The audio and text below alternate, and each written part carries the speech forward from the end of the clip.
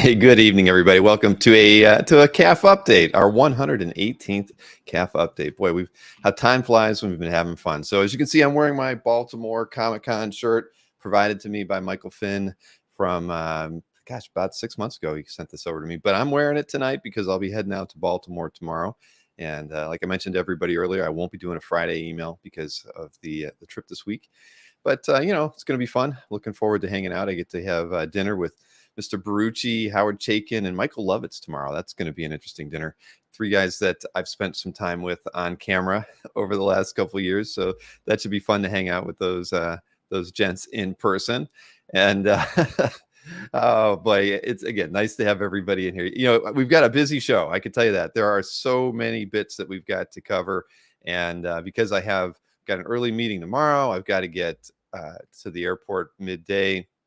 So I don't want to delay too many things, but a few things before we get started today. Many of you are paying attention to the Felix art drop, and of course we had another disturbance in the force yesterday, as everybody who was trying to pick up some artwork probably on that one noticed. And the good thing was that Mr. Wingo sent me a screenshot so I could actually see one for the first time, because I've never really seen an error, even though I've sat in on them and stuff.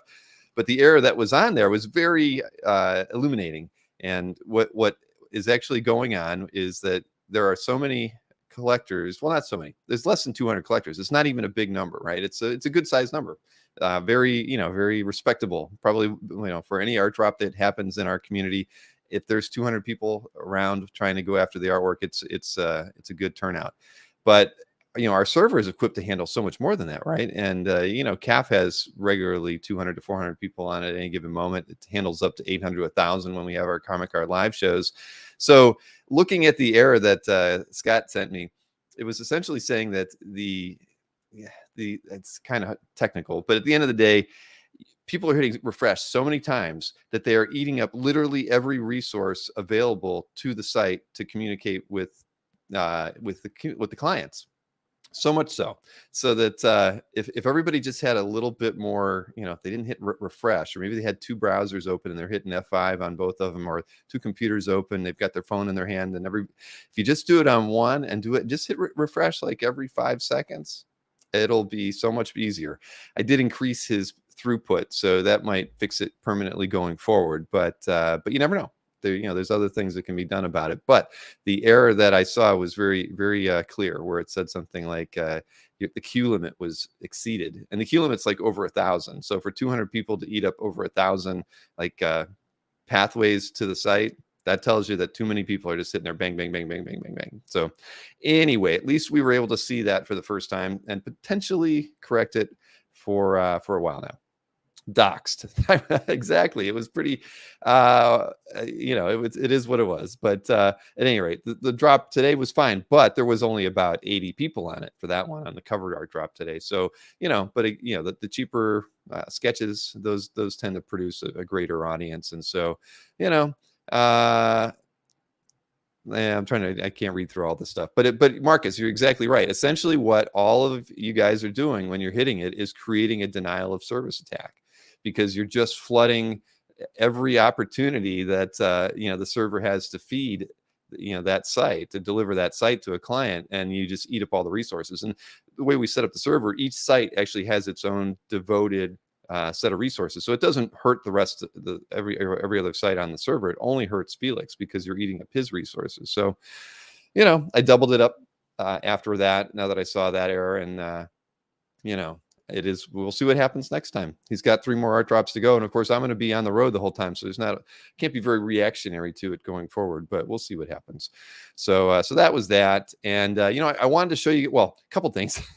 So I finally got my accident report, and thankfully it stayed true to what happened on at the site, and it basically said I wasn't at fault and everything. So that was nice.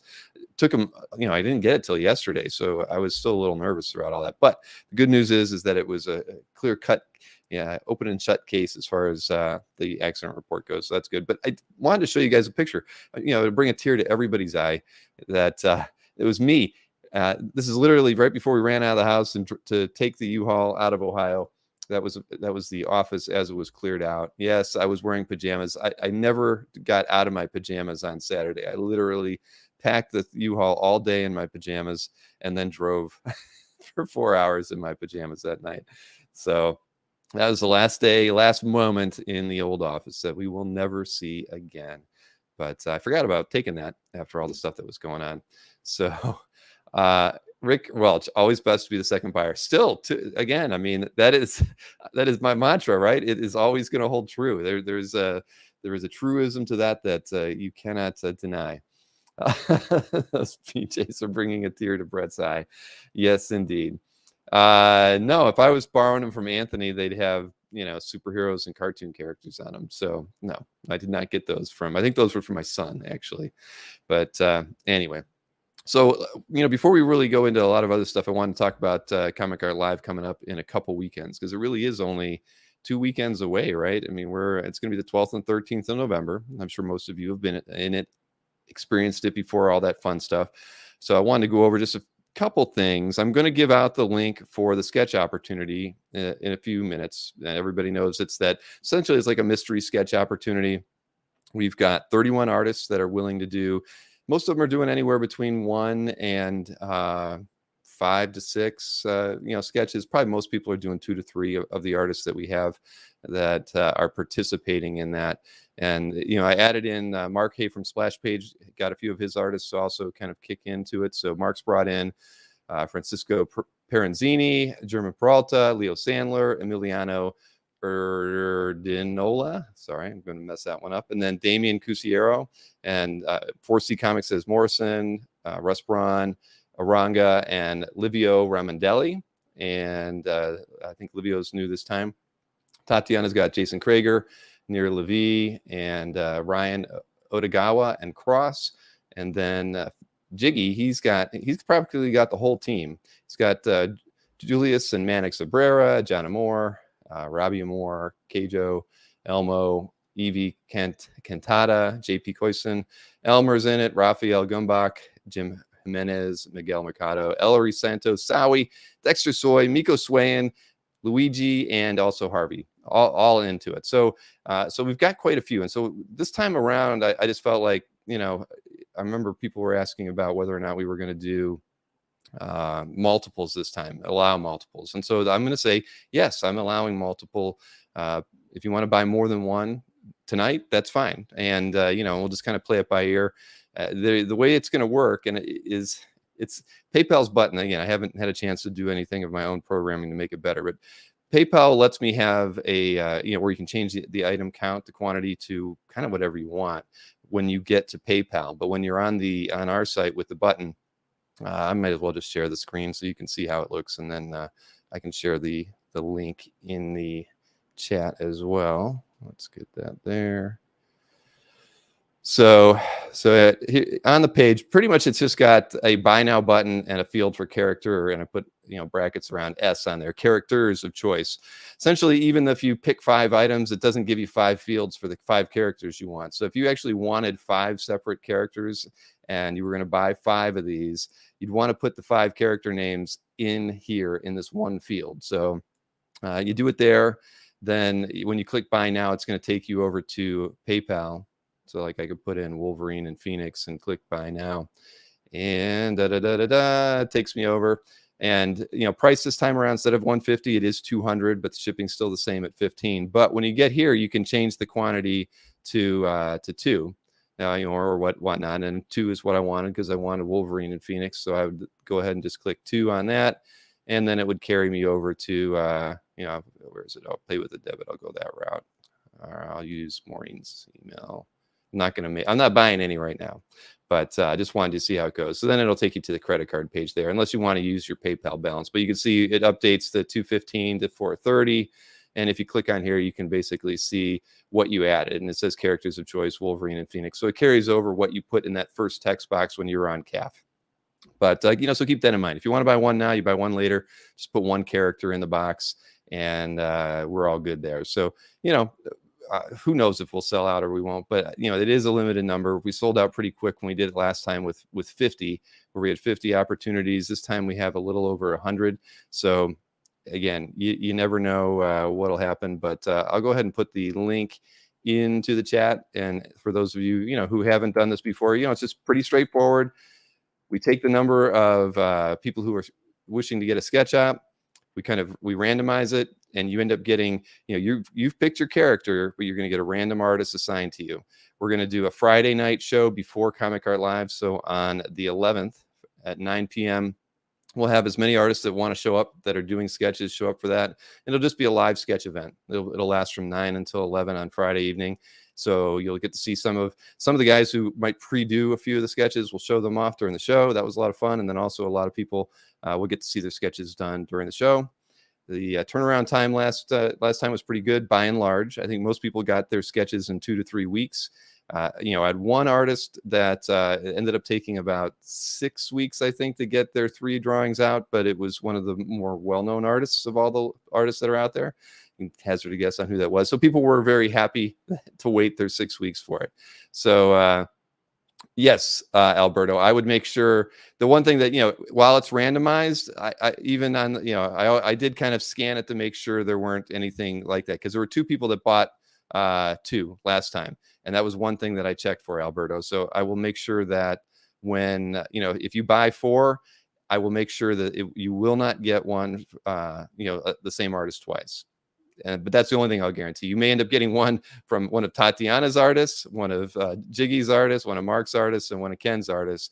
But I will guarantee that it will not be the same artist in that set. So that's a good question, and I hadn't thought about that, but that would have been something that I would have taken care of prior to sending out the list. So I'm putting the link in the chat for everybody. So yeah, and I'll be sending out an email tomorrow. Even though I'll be in the air, I'm going to schedule it for late in the day. So effectively, all of you that are watching the show get first crack at, signing up now. I wouldn't wait too long. I mean, even with the number that we have, I think it would still sell out in about a week. I could be wrong. I mean, I've been wrong on many things in the past. But yes, Rick, I did a good job. And so I could tell you that as far as the shipping goes, Jiggy will take all of his, and he's going to ship them to me because he's in the Philippines, of course. So when it's just more practical, because it costs him, I think when he ships art to the US or international, I mean, everything's $50. So he sends the art to me.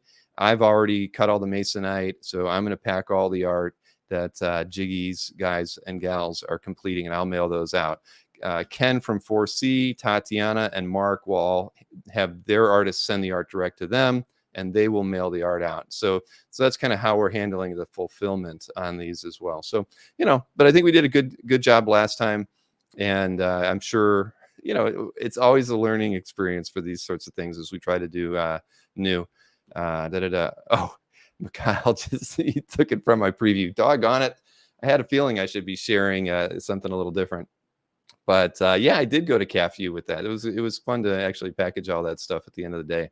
This time around, though, Jiggy's artists are doing a few more, so I'll have to employ Gwen or Emma to help me, pack them up, because this time around it's going to be way too much work for me.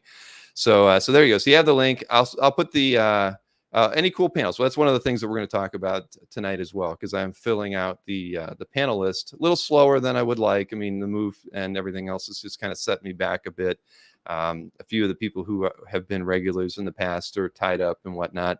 But I've actually got more of Sunday filled out than Saturday right now.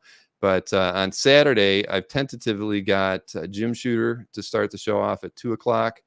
3 o'clock on Saturday, I'll have Kevin Nolan, and he will be interviewed by Scott Doombeer from IDW. Kevin's doing a book with Scott right now, so it was kind of a good opportunity for that to get done there. And then we're also going to do something with Jiggy's artists at 9 o'clock on Saturday. And I've got a lot of names penciled in the after the 3 o'clock slot, but nobody inked in yet. So I don't want to give anything away. And Shooter is definitely a maybe. We've been talking with him a little bit. I want to get him on a regular show where I can have him on for about 2 hours. But if I can start the whole thing off with an hour with Jim, that would be a lot of fun. But on Sunday, we'll start off with the usual Anthony shenanigans at noon, and then 1 o'clock, Paulo Rivera will be doing his I guess you can call it his usual show. He'll have art for sale as well. Mark Hay will be with him, and then I've got Danny Fingeroth at 2 o'clock on Saturday. I've got Matt Allison from Inky Knuckles will be. I don't know if I'm going to get to interview him. I hope I am. but that will be at 3 o'clock on Sunday. And then Ken Carson, I don't know if Greg Land is going to be with him, but Ken is going to be doing actually a live art sale 4 o'clock on Sunday with some art from Greg Land. I think they've kind of struck up a semi relationship, and that's it's going to be interesting. And right, and any Kelly Jones. There's no Kelly Jones art in this set, Marcus. Why I did not mention Kelly's name. I'm sorry to say. Let's see. Do I have a ticker? No, I don't, Alberto. I wish I did. I can see. I mean, I can look over at my email and I can see that I think about 5 or 6 orders have already come in, so that's good. But and I'll try to keep everybody up to date, as far as it goes. Canker, yes, Tyler. I know. I can't wait. I hope it's me. It just all depends on my schedule. I was hoping to interview Danny Fingeroth too, and he's right before Matt. So I don't know. I mean, it's all how am I feeling on Sunday? But I'd like to be able to interview Matt for sure. I mean, I love his art. He's totally cool. Everything he does. So we got that going on. And I'm trying to think here if I've forgotten anything else. Just the usual stuff. I've had a lot more people create their booths this week. So I think that, if anybody has any questions, please email me. If you haven't exhibited during Comic Art Live in the past, it's pretty straightforward. I've got a tab open here. So if you go into your CAF gallery management page underneath where it's at there, and right there, manage your galleries, right up here. You just manage your CAF gallery and then manage your booth. If you haven't set up your booth before, when you click set up booth, it would actually take you to a screen before this one, giving you some an overview of the show and what we expect out of you. And those sorts of things. And then you would get to the page where you can actually lay out your booth details, upload a photograph of whatever you'd like. So most of you or many of you are very creative with the images that you like to upload for your booth, which is fun. But it's all pretty straightforward. Edit your booth details here. You can preview your booth at that link. During the show, you're allowed to make announcements that get fed out in various different ways during the show. So that's there. And adding art is semi-straightforward. It's a little different than your CAF gallery, but it's integrated in the first page where you can add artwork to your booth from here. If you can add 24 artworks for Saturday, and then an additional 24 get added on Sunday if you have that much artwork to sell. And to flip between the two, you just click on Sunday, and you can add artwork to your Sunday booth as well. And when your artwork goes live on Sunday, it doesn't erase the artwork you put there on Saturday. The Saturday artwork is still there. So you end up with a total of 48 artworks if you actually fill up both days. And like I always tell everybody, put your best artwork on Saturday, because premium members get that 2-hour early access to the show beginning at 11 a.m. And we always want to give the premium members as many perks as we can possibly give them to to go premium before the show and get the good opportunities in the first 2 hours that the show is live. So yes, I see it all. Tyler, you're going to first time this year. Good. Well, if you have any questions, just let me know. The rookie season. At any rate, yes. So that'll be good. It's all pretty easy, I think. But I mean, there's always something. Somebody comes up with something and points out that something doesn't work right, and they're usually right. And we kind of muck around with it. We are going to, Maureen and I sat down and reviewed some more things today. We do hope to integrate a feedback system into the show this time around. And it will be definitely driven by sellers to initially leave feedback for their buyers. But once that happens, the buyers will be able to reciprocate. We're working through it right now. I can't tell you exactly how it will work, but a simple suggestion, that I gave to Maureen, I think, is how we're going to follow it. When the show's over, every artwork that you've set to sold will allow you to leave feedback on it. And as long as the person who communicated with you was logged in, you will be able to leave them feedback. And then once you leave that for them, they'll be able to leave that for you. And that will be the beginning of what we think is going to be something very important to CAF going forward, is being able to leave feedback when transactions happen that we can account for. We can't put that into classifieds or anything else, because you never know when a real sale happened or not. But with Comic Art Live, we're getting closer. I think with some future updates we have coming along, you'll see that as well. So a feedback system within CAF is super important, and we hope to have that integrated one way or another with this show when it's over. You can use the dollar shirts, Brett. Okay. Yep. They're not going to be for $1 though, and that's one of my used ones. Maybe I could sell that one for $1. So yeah, mini golfs. Yeah, I know. What am I going to do, Alberto? I got a lot of them still. All right. Well, so that's where we're at with Comic Art Live. Just hit me up with any questions if you got them. This weekend I might be a little slow replying, but yeah, that's where we're at. But again, I'll put the link back in there later as well for the sketch opportunity purchases, and yeah, I can see a lot more popping into. So thank you for everybody who's put your faith in it. The artwork was great the first time around. I mean, I think every artist kind of outdid themselves by and large. They wanted to make sure that first time out was great, and I will assume that that's going to continue going forward. I mean, but this is it's an important moment. They're on screen doing the art in many of those cases, so we all want to put a good product out there. And for me, I looked at it, yeah. The show does get a commission from these as well. It's modest, of course, but for me, this is a way to guarantee that creators are definitely going to get art sales during the show, and it's a way to kind of kick that off and create something fun. I don't think I heard anything negative from anybody, even those who had to wait last time. So it'll be a good time. Definitely a good time. Game worn Dueling Dealers shirts. So and thank you, Tariq. I appreciate that. But yeah, we won't. Hopefully we'll burn all the game worn shirts from Dueling Dealers. We wouldn't want to recycle those or give those out. Anthony might throw some around though. But all right, well, that's where I'm at with all that. I will share that link again a little bit later. Couple things that I guess one other Comic Art Live thing, and I emailed Larry. I haven't heard back from. I didn't email him. I texted him, and I haven't heard back from him yet. Maybe he's in the audience. I haven't seen him. Larry did that Comic Art Live kind of preview last time around, and I was out of town, I believe, leading up to that. I think it was part of the move or something. And it went over really well. I mean, if you go back and look at it, it's one of our highest viewed shows during that period. Everybody was very interested in that. And what the preview was Larry solicited and said, anybody that wants to preview some of the artwork that they're bringing to Comic Art Live, let's hit them up, and we'll do a preview show. And I think he maybe got through 5 or 6 of you who were exhibiting. And it worked out pretty good. And so I don't know if Larry is going to be available or not, because he hasn't gotten back to me. But whether he does it or not, if he doesn't want to do it, I'm going to do it. But now the only date that I have available, and I was going to do the schedule a little bit later, but I might as well just show it now. The only day I have available is the Sunday on November 6th. So 9 p.m. Those of you who would like to be a part of it, just shoot me an email. And depending on how many people we get, that'll probably define how much time each seller will have.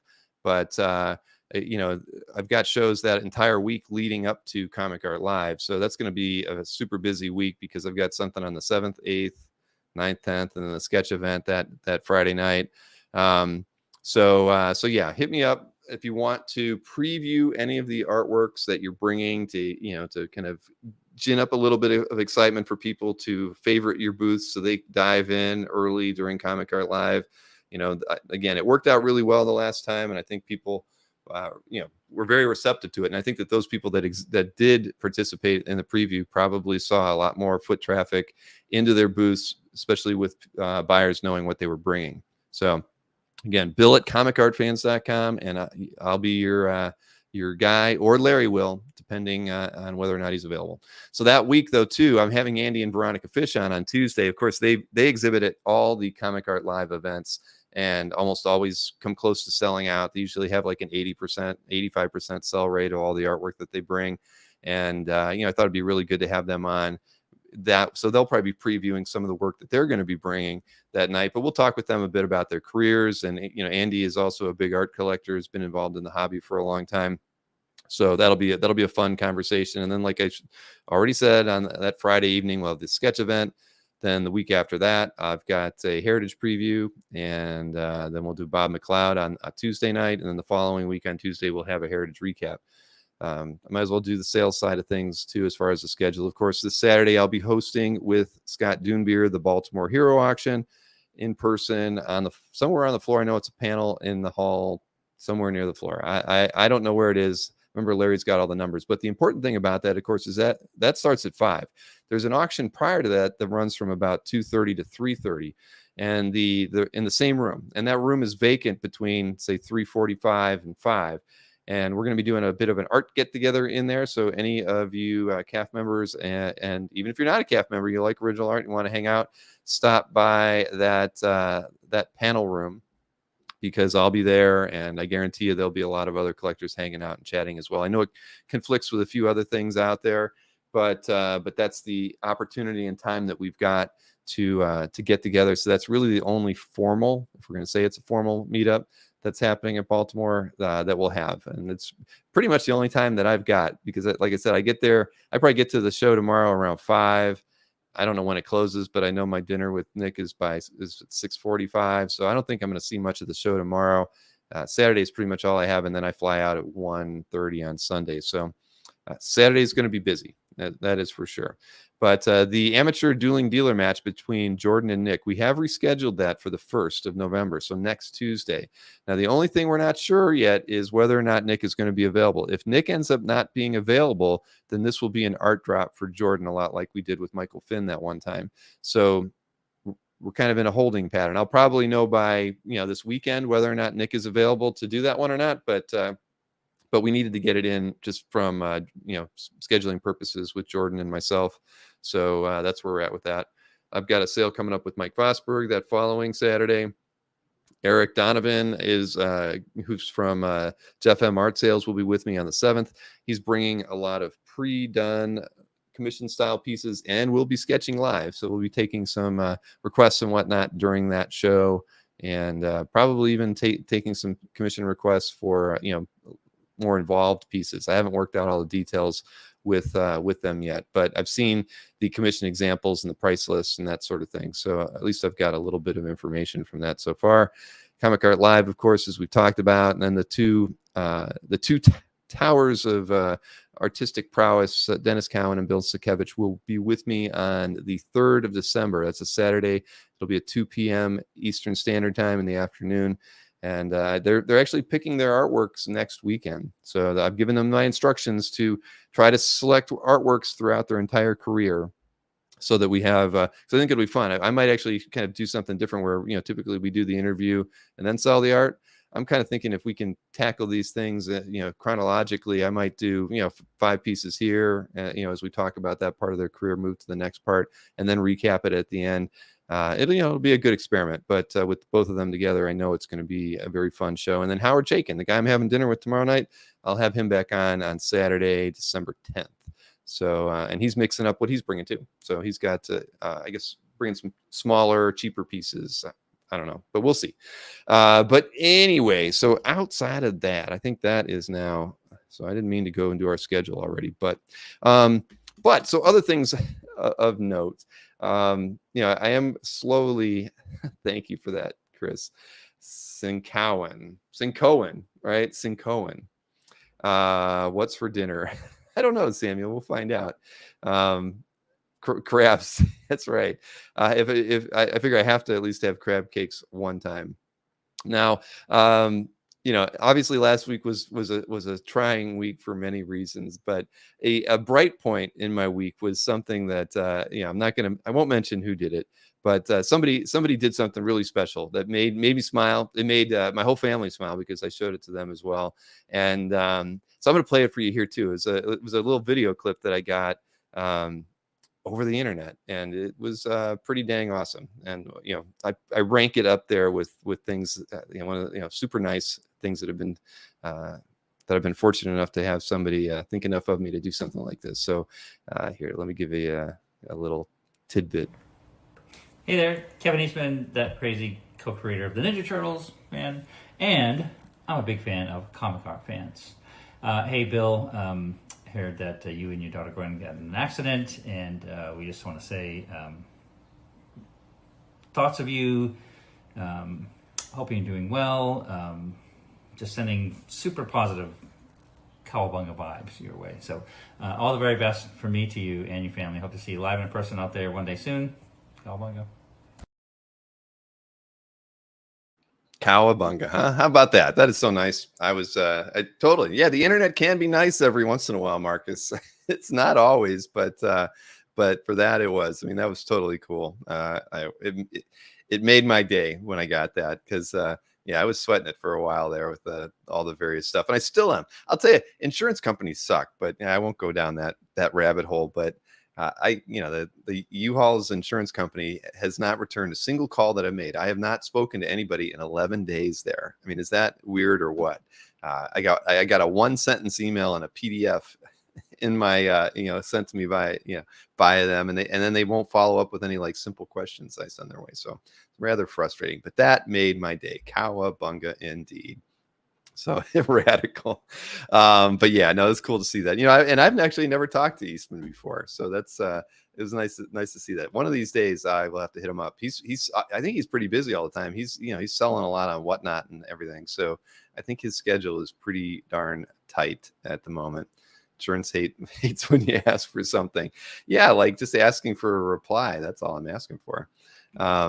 I do understand it though. Yeah, it is what it is. But so hey, we got lots of videos to show, and I'm just going to go ahead and jump into the weekly flip, because I got a weekly flip, and I think you're going to enjoy it. It's from JN80. You've probably visited JN80's calf gallery before, and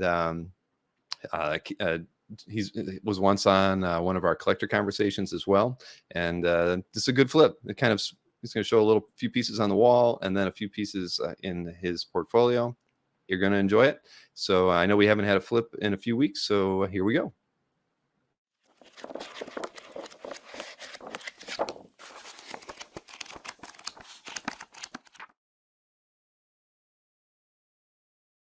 Hey everyone, John here, or JN80 on CAF, here for a weekly flip. Thanks Bill for the opportunity. For those not too familiar with my collection, it tends to be more villain based. Kind of growing up, regardless of the video game, cartoon, movies, I always found the best movies or best games I enjoyed always featured a strong antagonist that brought the best out of the heroes. I'd like to start off with just a few frame pieces before I do the flip through the portfolio. This first piece here, right side, has Magneto, commissioned by Jim Lee, done in 2018. Probably one of my favorite pieces, just the background story, more details in the calf link, but I was able to pick this up personally from Jim over a cup of coffee at a Starbucks. Kind of a one-in-a-lifetime chance of just chatting with one of my favorite modern artists. And on the left is a Marc Silvestri Joe Weems cover, featuring one of my favorite villains, Mr. Sinister. This is the cover to the X-Men Messiah Complex. Another painted piece is Loki and Kid Loki, or Aiko, Journey into Mystery cover by Stephanie Hans, one of her rare fully traditionally painted pieces. And then the far right is a fully painted piece by Mark Brooks, featuring probably arguably the best rogue collection in comics, Batman. Just kind of love the composition to that piece. I was able to pick that up in person from Mark in 2019, San Diego Comic-Con. And let's start off with the flip. This is the most frequent acquisition, kind of front and center. Two iconic Marvel characters, Namor the Submariner and Doctor Doom. This piece is the title splash to Supervillain Team Up in 1975, done by Bill Everett and George Tuska. Very thrilled to have that to the collection. And then this piece is a early Gabriel Dell'Otto piece from 2010, featuring him, Wolverine, in his silver and black X-Force costume.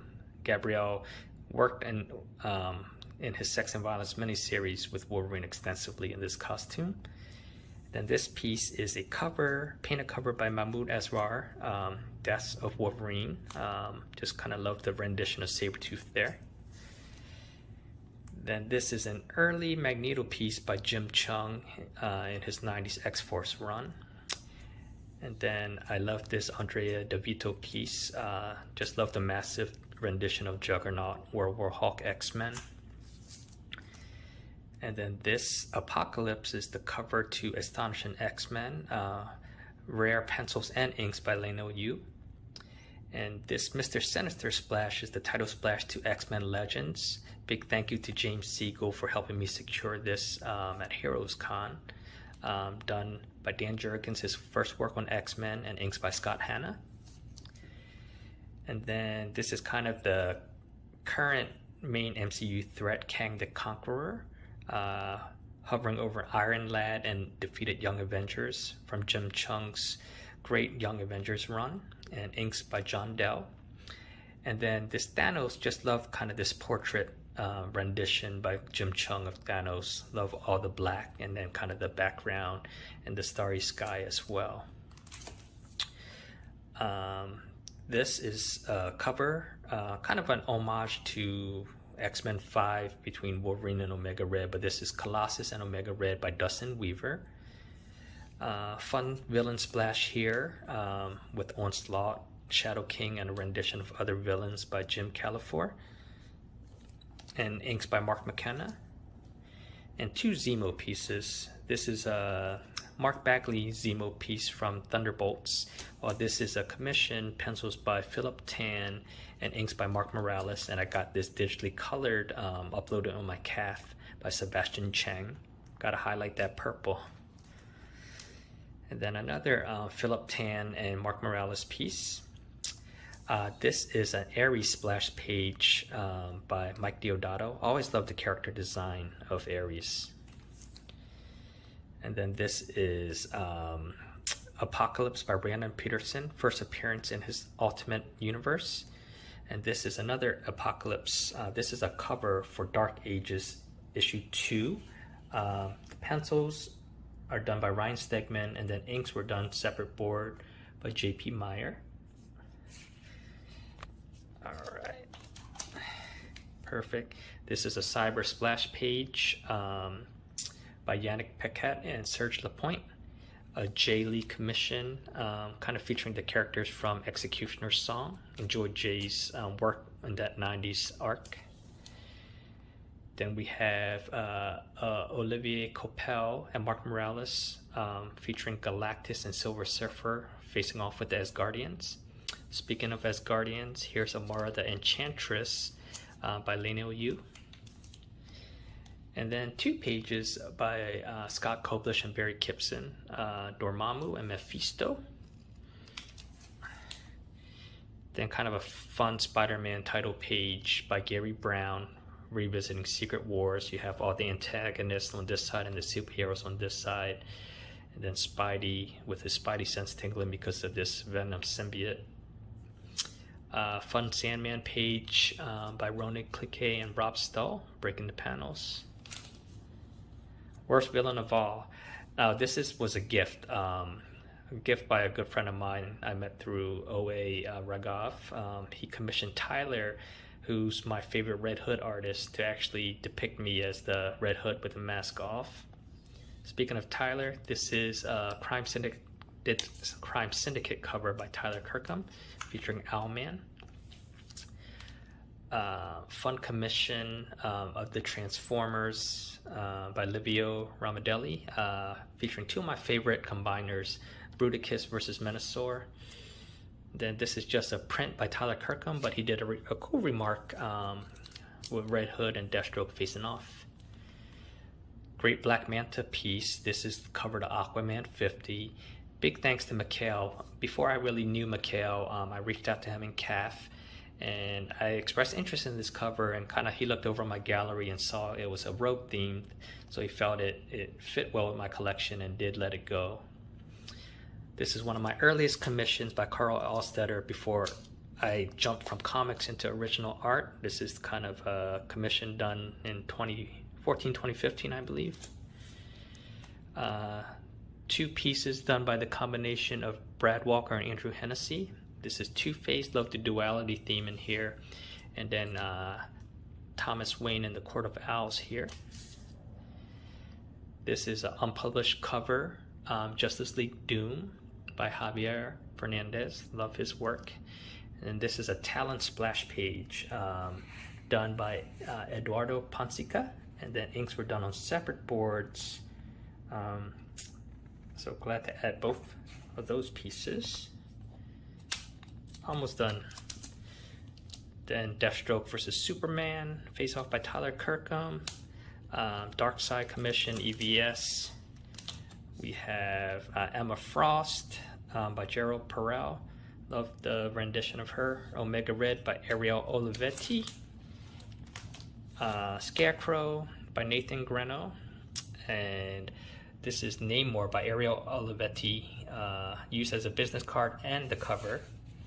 And lastly, Magneto by Adi Granov. Hope everyone enjoyed. Thanks for tuning in.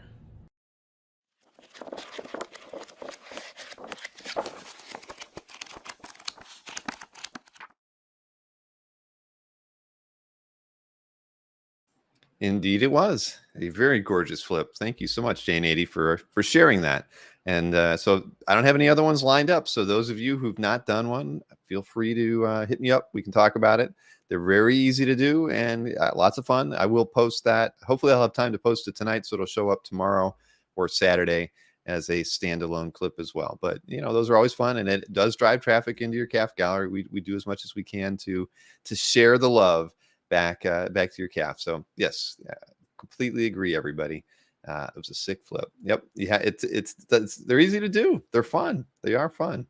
I still need to, do one myself. I did a calf cribs video, and we are going to see a calf cribs video in a little bit here too. But before we do, we have another dramatic reading, and this one is not from Mr. Law. This is actually from Dino. Dino put together. He puts, Dino. He always puts his creative spin on things, and he's done a little bit of work on this one, and it's very dramatic. So I think you're going to enjoy it. And the interesting thing is, well, I don't know, should I say, I actually used to own this piece of artwork too, which is ironic. It was a piece that I had to let go of, as we know, many years ago. But I saw it and I was just like, yeah, I love that piece. Now, and it's nice to know that Dino has it. I think I'm sure I've seen it in his calf gallery, but now I've got to see a dramatic reading for this piece, and Dino, you're more than welcome to do a dramatic reading again whenever you like. But here we go. Let's have a look at Dino's dramatic reading.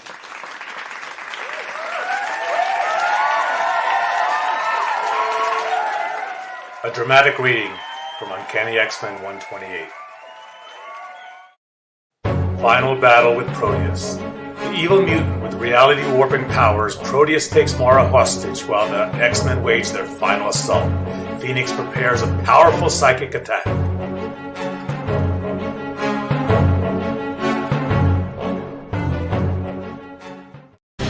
Panel 1.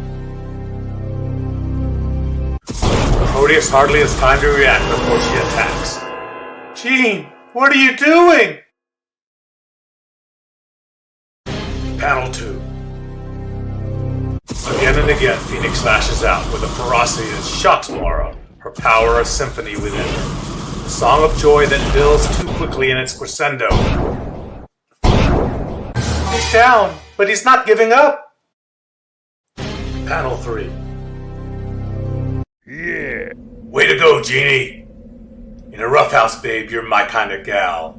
Uh-oh, my guts are churning. Proteus must be fighting back. Panel 4. Imagine being dead and buried. Then imagine how you'd feel, assuming you could feel. After a year in the ground, that's how Proteus makes Phoenix feel. Her scream is indescribable.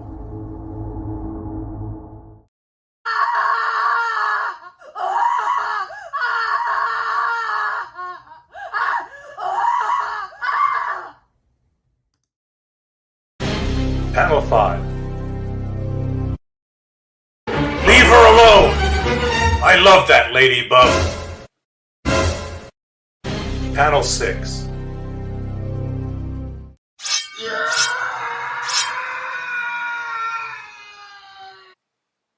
And I'll see you dead before I let you hurt her again.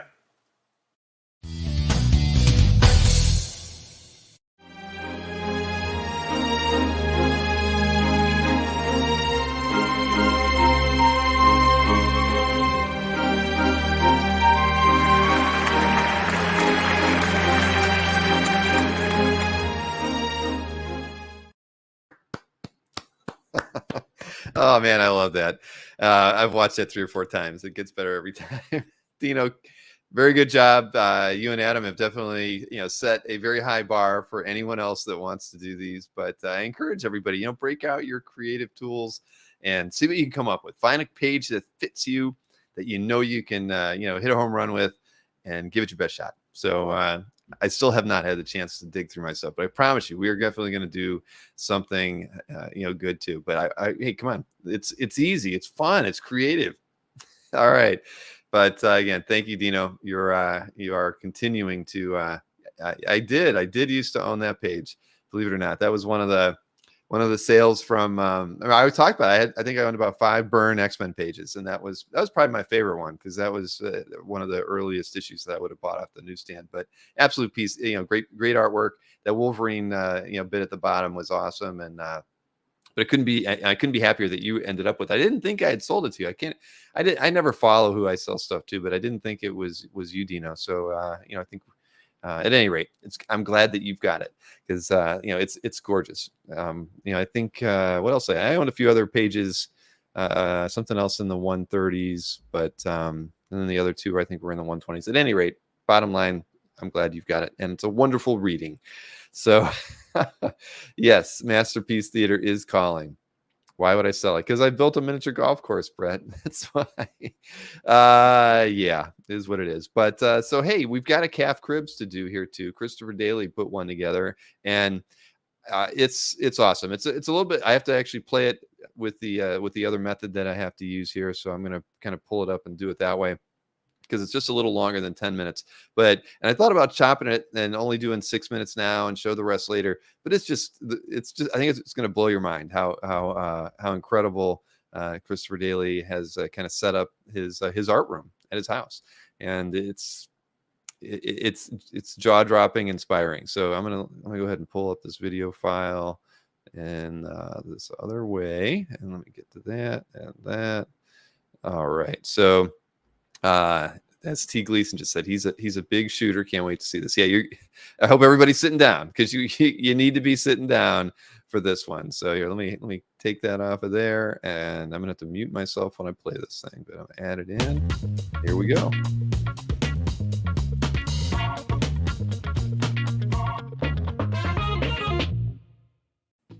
Hey everybody, it is Chris Daly in Indianapolis. We're gonna do a tour of my art room, which is in our finished basement. So as I begin this, quick pro tip: if you're buying a house with someone and they are loving the house, hold out to be able to have a art room. At least it worked for me. So this first section that you see here are some of the pieces that I've had professionally framed.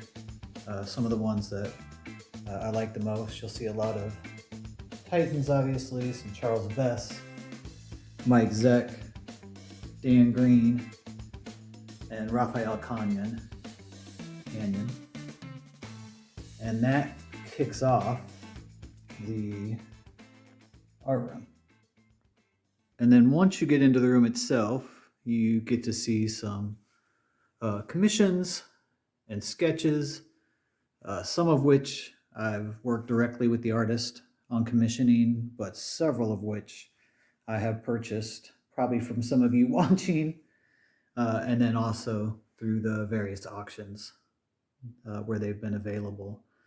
And I really love, like many of you, having some original art from artists that I like and being able to kind of assemble them in a way that lets me show off kind of where my key interests are. And obviously that has to do with female characters and several African American artists. And then I also have a small section of colored art, which is a combination of published pages and commissions. And I think if I had any discipline at all, most of my collection would be colored art, because I really like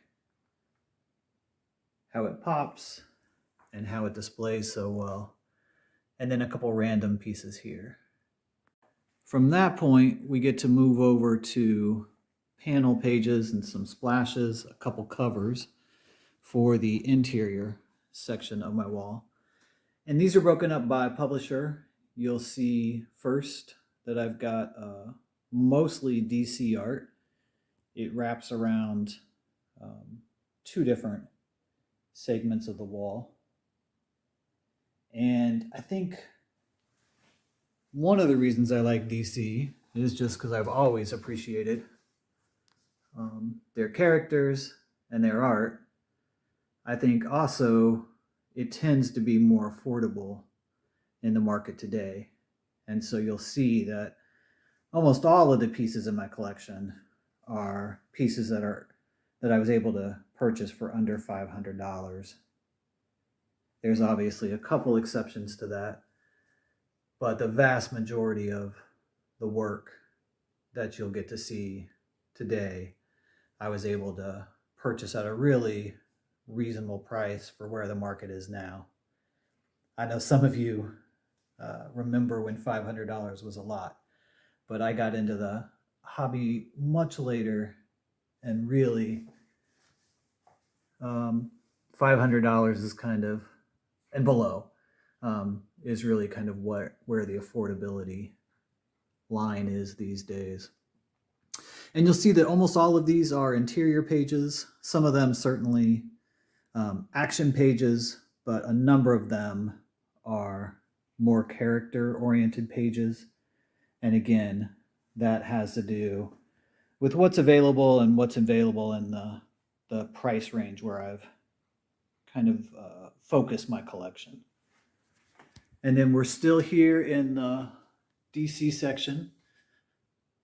It goes on for a fair bit, obviously. And you'll just see, obviously, a mix of different books from DC, including several pages that you might recognize if you're a regular Dueling Dealer viewer. I've made great use of the ability to purchase pages through Dueling Dealers and greatly appreciate what becomes available that way. And then again, almost all of the pieces beyond that were auction pieces or pieces bought directly from dealers. And then a handful of these pieces were bought directly from the artist, him or herself. So obviously we've now crossed over a little bit into some Vertigo pages on the far right here. I think, again, if I had any sense of discipline, I would have almost a full collection of Vertigo art. And then when you turn the corner again, you'll see that there is a mix of non-Marvel and DC pieces. Up here in the left-hand corner, you'll see a couple Queen and Country pieces. I would love to have more. And then also some pieces from Copperhead, which was an Image book that I loved. And I'm glad to have several pieces of Copperhead in my collection. And then again, just some various pieces from different non-DC and Marvel books that I've liked over the years, with a smattering of Marvel and DC mixed in. And then we really start my very small Marvel section over here.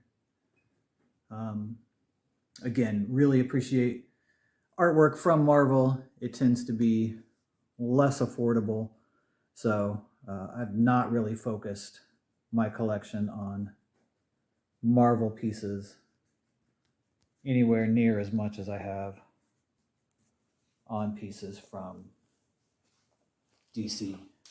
But nonetheless, some really great pieces from my perspective from books that I really enjoyed, and am just really happy to have them on my wall. So pretty much everything I own is on my wall somewhere, which has led me to adopt a practice of selling pieces when I buy something new, so that I can maintain the goal of having everything on my wall. There's a couple pieces that I have that are for sale that are in a portfolio but really everything else is on one of the walls that you're seeing on this video. And here is my small but growing cross-gen collection. I know we're a niche group of collectors who love cross-gen art, but I can't tell you how much I really enjoy it. And I'm always excited to see a new piece come up. These bottom three I was able to purchase directly from Jeff Johnson at the Indiana Comic-Con this year. They're from Way of the Rat, and he has held on to almost all of his pieces. So to get those, you do have to go directly through him. And again, always looking for more cross-gen art to add, and I'm really excited to have even this small collection.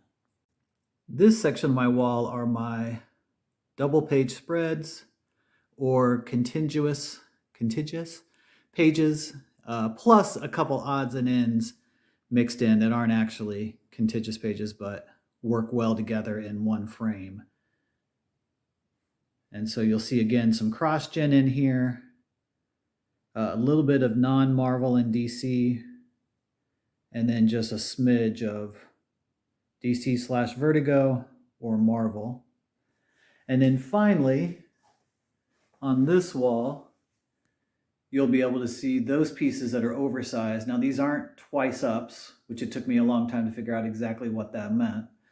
But these are some of the bigger pages that DC was producing in the 80s. And so they're not quite a twice up, but they're larger than your average size page. So that is my art collection in Indianapolis, Indiana. I'm very excited to have this kind of space. I know not everybody has this much room. One of the advantages of being in the Midwest.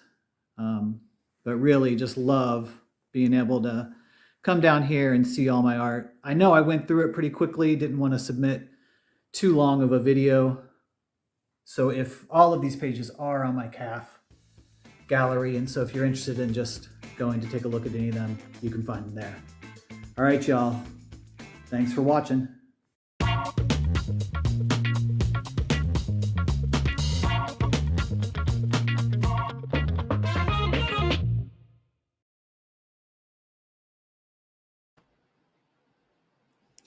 Well, what'd you think of that? That was an amazing calf cribs, right? Yeah, all the good vibes are coming your way tonight, Chris. And I think it's amazing that you can't do a flip because you don't have the art in portfolios. It's all on the walls. I mean, that is absolutely amazing. Yeah, I saw Dino say you can put it on the ceiling too. That would allow you to keep a few more pieces in your collection and not have to rotate them out and sell a few. But yeah, no, incredible. I mean, and just the fact that you've done such a good job keeping everything lined up too. I mean, that's hard enough to do with 4 pictures on a wall, right? You're doing it with about 200, and they all seem pretty well lined up. It was nice to see those hembacks. That was cool. I mean, you've got a pretty impressive collection. Like a lot of people were saying too, a lot of interior stuff, and it's quality and quantity. It's something that you don't see too often, and so yeah, that was very, very, very a laser level. Says Rick. You gotta have a laser level if you're gonna do something like that. And I saw Alberto said that the outlet had to go. I was thinking that myself when I saw that, but yeah, he's probably got a vacuum in there every once in a while. And Chris Lutz had mentioned that he admires everything on the wall strategy. I kind of hate having things in portfolios. Let it breathe. Yeah, that is definitely Chris's mantra for sure. So yeah, that was awesome. That was really awesome, Chris. Thank you so much for doing that. And I always tell everybody, I don't mind stitching the stuff together, especially when you get a calf cribs video or sometimes flips I have to stitch together as well. So when you're putting these together, don't feel like you have to make this perfectly polished video clip for me. Send me the material. I will put it together and we'll make something out of it to show everybody. So just keep that in mind. It's not everybody has the time, skills, or programs to do all that kind of stuff, and I do enjoy doing it. If you're taking the time to put something together, it's up to me to make sure that we can make sure we present it very well for you at the same time. So yeah, so that was awesome. And I think that was like our 7th cribs video, and if I'm counting right, I think that the flip we saw earlier was our 21st. So, you know, we've got a lot of good content, all from you guys. And let's see, Anthony's in the chat. Hey, Anthony, you can't make a comment like that unless you pay me $1.99. So if you want me to repeat it, you got to pay me.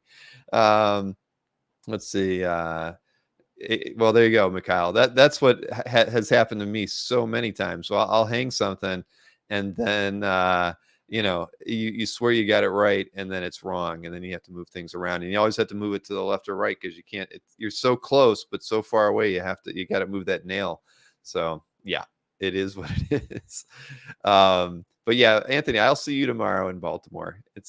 I'm glad you must be all set up, or you wouldn't be hanging out with us right now. But yes, there he goes. Now you've paid me the $1.99. All right. Yes, I'll see Anthony tomorrow at Baltimore. He's got all new art. He's always posting new art in his eBay store. And yeah, I'll be hanging out with him a little bit, probably tomorrow and on Saturday. Although, like I said earlier, I don't have a whole lot of time. So I'm gonna be running around a lot, I think. So no, you know, Comic Art Boston, it's my pleasure, man. It really is. I enjoy doing this stuff. I mean, the channel and everything that we do here is all about everybody. I wish you know, we need to get our collector conversation show back online some way, because you know, I mean, it is all about all of you. I mean, I wouldn't be hanging out here if you guys weren't hanging out here with me. And so when we can enjoy what we're doing, and I think it's always good. You know, I mean, you know, when you're showing off what you own, you never know where that might lead things, right? Somebody sees something that they may want to buy, or maybe they realize you collect a certain like the cross-gen art there that Chris is after, right? I mean, somebody might have a few pieces. They'll hit them up through his calf gallery. So these are good things. I mean, they grow the hobby, and they kind of grow your reputation too. And you know, again, that's what it's kind of all about. Tiglesis says Anthony's a Greek god. So yeah. All right. Well, where are we going to go after that? Well, so speaking of stitching of videos together, Steve Creasier, who is putting together a flip, I haven't gotten it yet. He's doing a flip of a complete issue. He's been talking about it for a little while, but he hasn't had the time to put it all together. But he was in Spain recently, believe it or not, and I can read a little bit about where he was, because I didn't see any PR about this on CAF ahead of time. Colin probably did post something about it. Or maybe he missed it too. I didn't know anything about it, but I'll just read. You know, this is a couple things off of their site. It said Palma hosts a Comic Nostrum 2022 International Comic Festival in Mallorca, Spain, and it's a international comic festival that they hold every year. And I know that Steve mentioned that in the past there were several other artists that they've done these special exhibitions of. I think he had mentioned, and I don't have his email in front of me, but I think he said Kirby, Ditko, and I can't remember who else. But he's been to a few of these, and he went there last weekend to watch to see the show, and it's a pretty big show. I mean, it was a Thursday through Sunday show, and very much all about promoting the comic arts and in various ways, meeting creators, those sorts of things. So. All right, Alberto's going to send me a calf crib. So what I got from Steve, though, was he shot some video at this exhibit, and the exhibit was for Joe Kubert. So and you know, everybody knows I love Joe Kubert's work. I mean, I can't get enough of it. And this is an incredible exhibit. I mean, I'm sure not many of us can make it to Mallorca to actually see this exhibit, but it does run through, I believe, the end of January. So if you happen to be traveling through Spain and you can stop in Mallorca, you definitely should consider checking this out, because it's very impressive. So you'll see when I started the video off, I've kind of highlighted, there's 3 individuals standing in front of the sign for this. One is Steve, and one is Frederick, who also was a co-curator of this, and then the main curator, whose name is escaping me right now, but we'll see it. Oh no, it's I did write it down. Florentino Flores, and then Frederick Manzano, who many of us know, of course, hangs out. We see him at lots of cons. You know, usually we see him with Albert. They're good friends. I mean, we've seen lots of photos of him from Lake Como. So if you haven't ever met Frederick, you don't know who I'm talking about, you'll see a photo of him. He's the gentleman in the middle of this first photograph, and that's how you'll know who Frederick is. So let me go ahead and play this video. And there's no talking. Steve didn't narrate anything. You're just going to hear gallery, people talking in the background throughout it. but it looks like he pretty much filmed every artwork that is there, and there is a lot. So let me go ahead and fire this thing up. So enjoy some Joe Kubert artwork, everybody.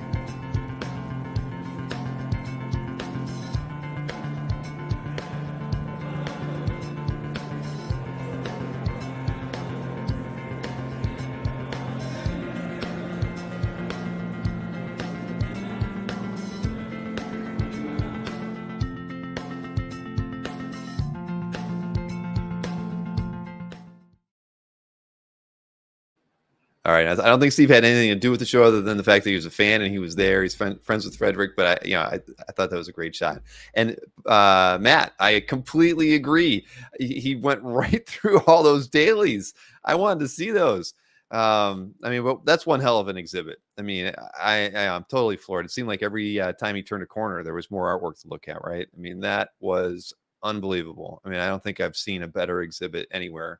And in a pretty unique space too. I mean, that's it is some kind of castle, I believe, as part of this thing in Majorca. So, yeah, that is amazing. So, Steve, thank you so much for doing that. I mean, I look forward to seeing the flip that you do, but man, that was absolutely worth it. I mean, it was something that I hadn't heard about until you mentioned it.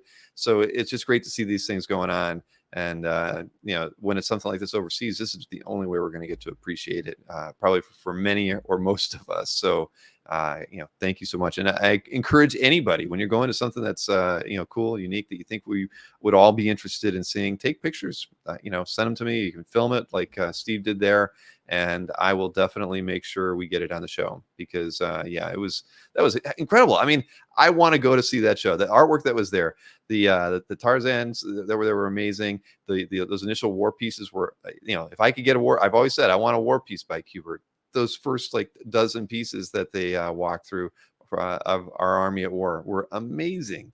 So yeah, what a exhibit. So thank you again, Steve. Just absolutely amazing. So we're already past an hour here, so I'm going to kind of get through some of the rest of this stuff. No more videos to show, though. I have gotten through all of the video clips that I've got to do. I'm going to go ahead. Now, we don't have a EXP preview because Nick, of course, is at Baltimore probably tonight and tomorrow. Well, I'll be having dinner with him tomorrow when he should be doing a show, so that he will not be on tomorrow. So we don't have a preview for him. I do have my preview for Heritage, and I have to say, it's actually a very disappointing preview because I have no idea why.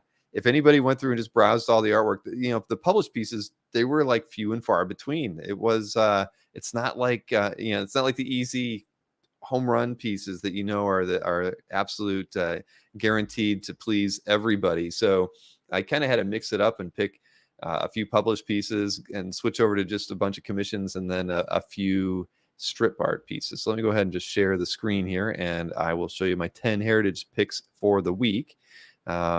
And there was another DC page. I didn't pick it though. But so first up is this Sunny Trinidad Dracula Lives page.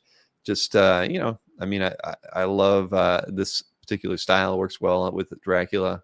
I mean, this is a really nice page overall. And Sunny Trinidad is not somebody that we speak about too often. And love the ink wash in this. So very, very nice. But like I say, if you go over there and look at they've got like 250 lots. Almost, I bet you that I bet money there isn't 30 published pages of comic art. There's a lot of strips, but most of the works are commission style pieces and just some odd like advertising pieces. So this is a Simon Bisley Fact 2 page, heavy metal, of course. So don't see these terribly often, and this is a pretty nice example, I would say. I love all the tight panel work in this particular piece, but you can't go wrong with a Bisley Fact 2 page. So right from there, I got to jump right into some commission style pieces that Ramona Fraden, of course, can't do anything wrong. She's still doing wonderful artwork today. This is from 25 years ago. Just a great Metamorpho piece, and I love her work. I'd never owned anything by her, but I would own anything by her. It doesn't matter. It could be a DC character. I'm not going to complain. So there was that one. There's a Bruce Timm Supergirl piece that was pretty nice. Again, it's you'll see this is like a commission heavy set that they've got. Then another one. This one I pick is it's got bricks. It's Chris Bachalo, of course. If you're in the market for a Chris Bachalo Batman convention sketch, probably. I mean, I know he does these a lot on backing boards sometimes. I don't know if that's what this is on, but hey, that's a nice one. And then a Matt Wagner piece as well. I always love Matt stuff, doing Daredevil there.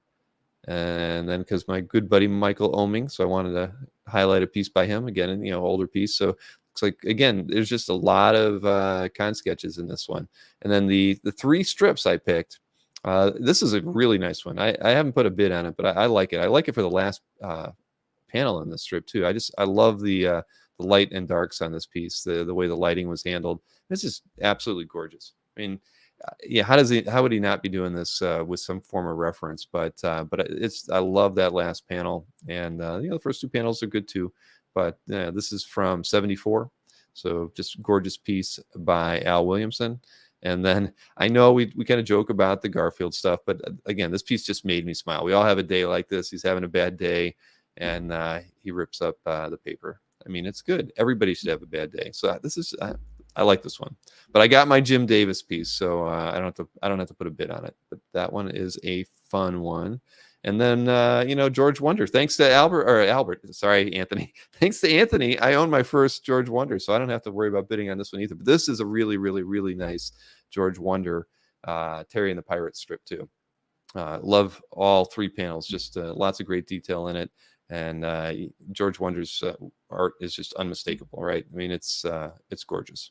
So those are my 10 picks. And again, I dare anybody to go there. If there's a diamond in the rough this week, I will be surprised, because I couldn't. I just didn't see any. They've been having all those Marvel team up pages in there with Lealoa and a few other artists. I mean, just all this great stuff. And this one, I don't think this weekly auction is going to set any records. But again, lots of mid-range stuff. And it's back to, if you love Milton Caniff, there's at least a dozen incredible Milton Caniff strips in this auction, as there always are. So now we can swing over to the CAF update, keep this thing rolling. Where is my window for the CAF updates? Yeah, too many tabs. This is what it's kind of gotten down to. But here we go. I think we found it. All right. So CAF update this week covers October 17th through the 23rd. So a decent week. We've been having these really great weeks for dealers, and it sort of continued. The week before, dealers hit $542,000 in sales from the dealers that we track. In this past week, they were at $493,000. Now, a lot of that came from Mr. Mike Berkey. Apparently, he must have closed on a lot of sales this week, because he had 37 sales and almost hit $300,000 for the week. Felix was next with he had one big complete issue sale. He was at 30. Well, no, actually, they're out of order from Colin. Panel Page would have been next at 92,000. Then Felix at 32. Then Anthony at 26, and Albert with 13.5. So those were the top sales from dealers this past week. So let me go ahead and show you the top 6 sales from dealers. And the top 4 are all from Mike Berkey. So let's see, highlight them this way. And some of these pieces we've seen before. I think Mike's shown some of these either on that expensive show we did earlier in the year, or some of these have been on Dueling Dealers. This is the cover to Marvel Team Up 24, Gil Kane, John Romita Sr., and this one sold for the asking price of $90,000. Seems pretty rich, but that's the way it's recorded. Next up, this one sold for $55,000. Sal Buscema, Frank Giacoya. This is the cover to Captain America 191. It's got Stiltman on it too. I mean, who doesn't want a page or a cover with Stiltman on it?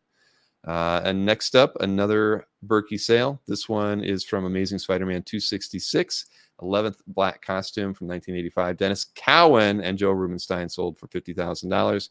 Then the last one for Mike, the Supervillain Team Up 17 cover by Bruce Patterson and Keith Pollard. Asking price on this one was $50,000.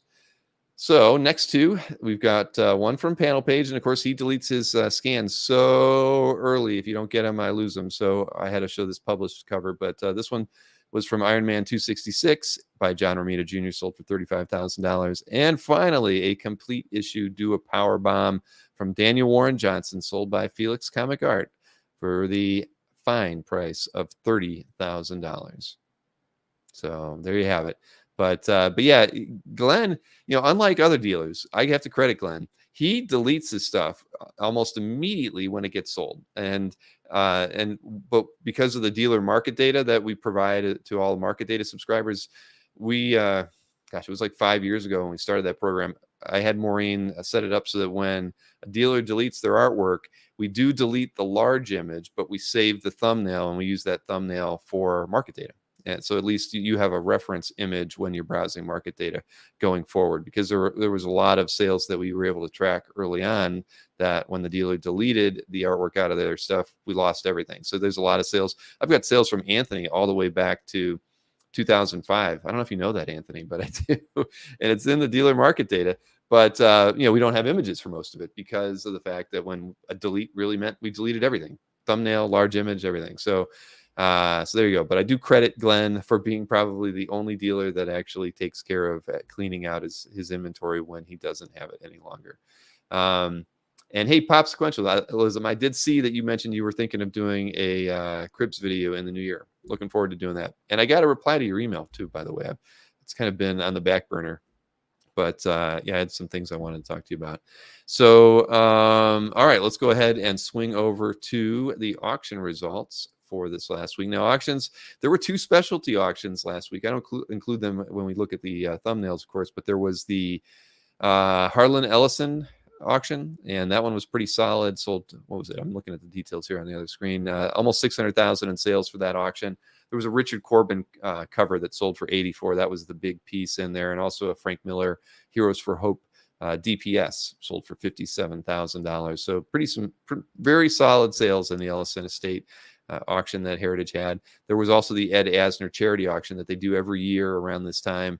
And that charity auction raised just over $40,000. So those 2 combined in the overall total, combined for about $640,000. And for the week, that put the auction houses at $987,000. So just shy of $1 million.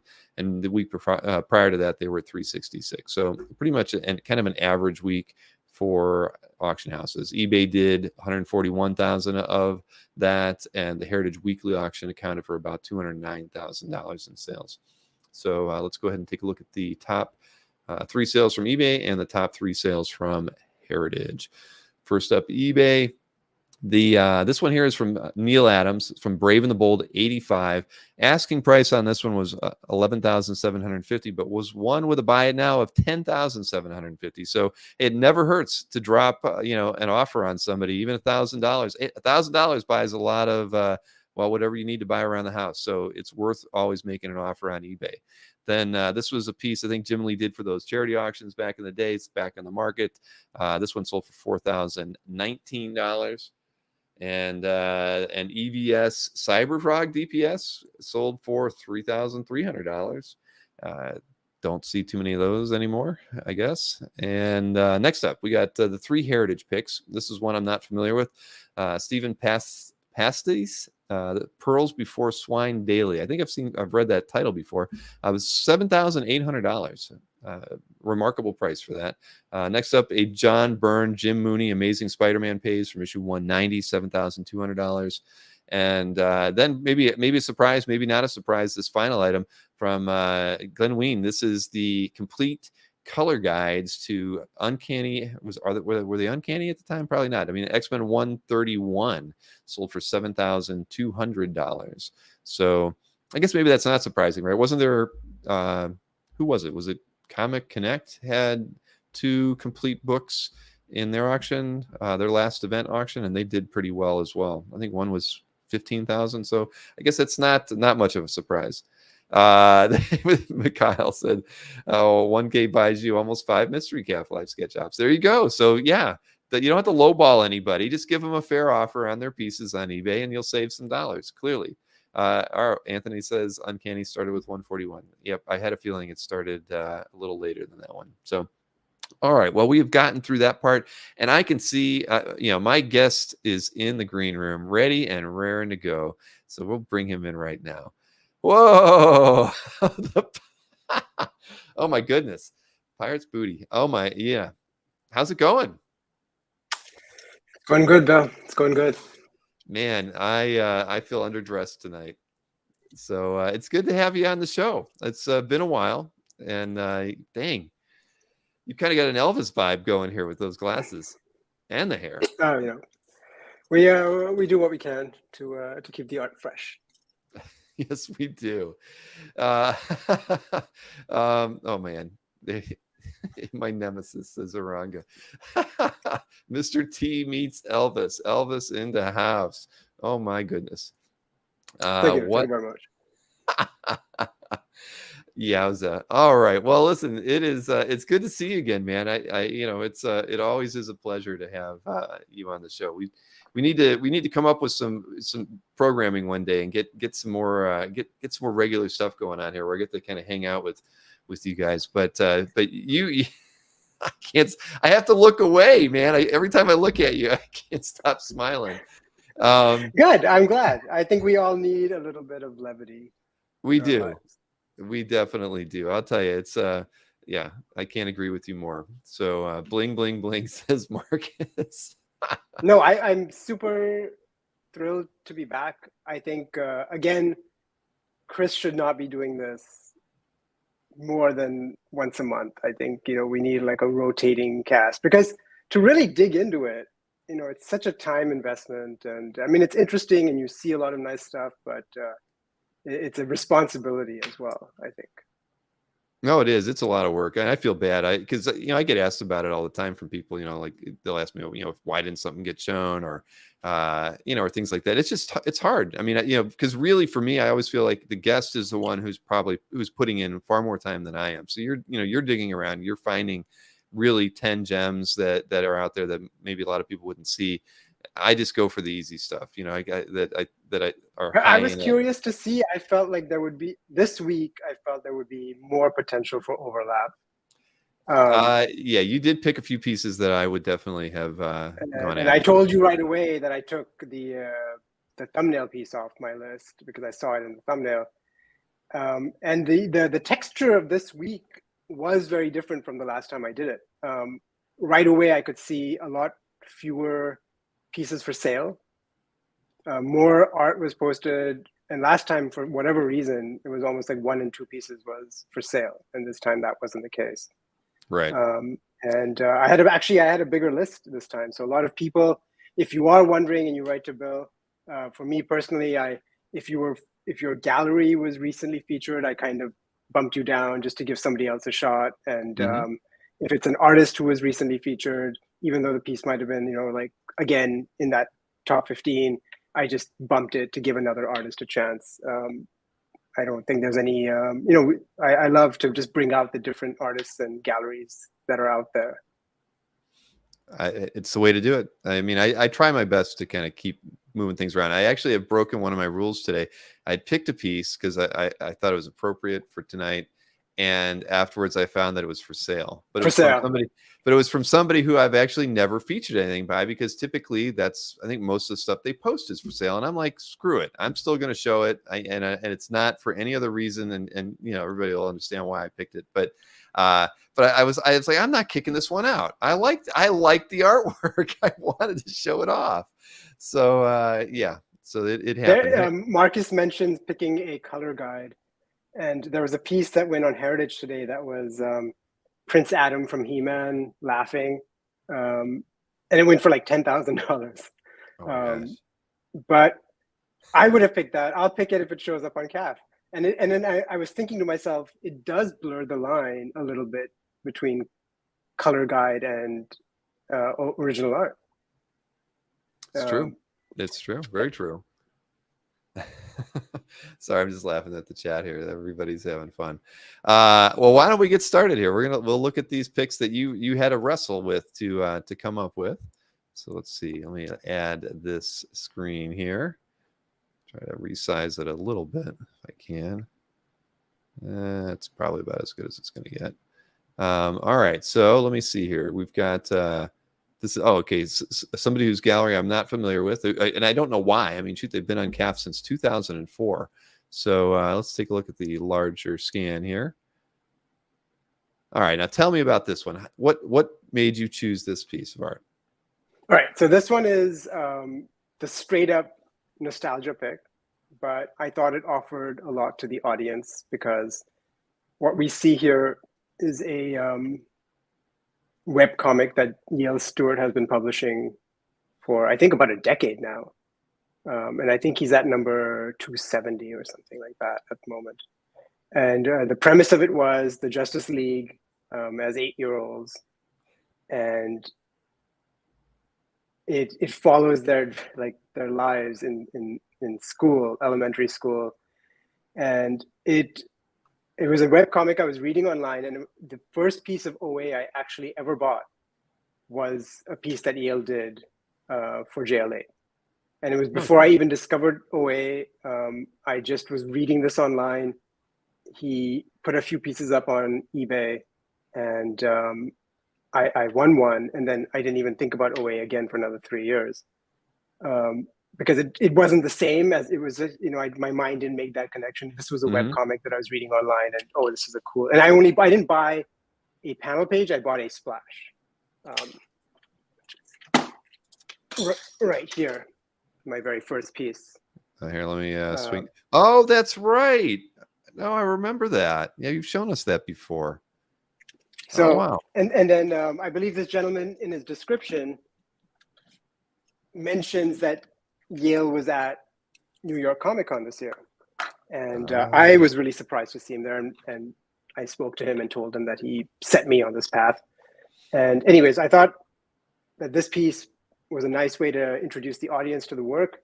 If you just Google JL8 webcomic Yale Stewart, it'll come up. He's got it set up in a very nice format to just kind of read through it.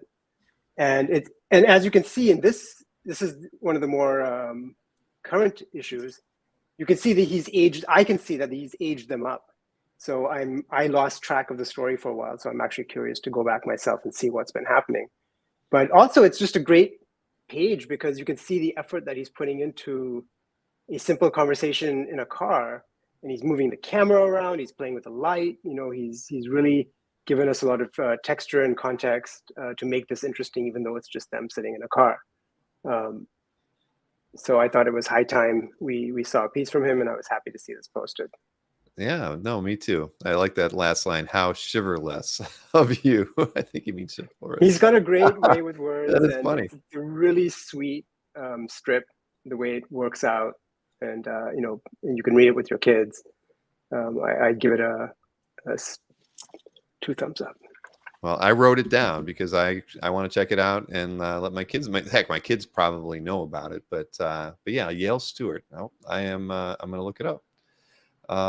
Here, let me actually get a like on that one too. So next up is a piece by Nick Klein in ND's Calf Gallery. Now, I wonder why you like this one. I mean, I don't know, something about it, but the Galactus drew me to it, but when I expanded it, it was the world building that is the reason I kept it. Mhm. I've heard tell that these the Thor pages that Nick did are amazing, and if they're anything, I mean, this is just incredible to imagine putting all this work in for one page of a published comic book, where so many artists nowadays would have done a portion of this digitally. He's put in all this extra effort to create this environment that I found was, I mean, I really wish the scan was better so we could really dig into it. But even from here, you can tell it's incredible. Oh yeah, I mean, now that I own a piece by Nick, I can tell the amount of detail that he puts into stuff. So I can only imagine how gorgeous this thing is in person. I mean, I love the depth to it. It's how he's fading the cityscape, into the back. I love the way he treated Galactus as well. I mean, just the way he's lit him. I mean, it's unique, and it just makes you feel like he's far back in the haze, but he's still kind of a mammoth force back there. It's just so well done. I would very much love to see this thing in person.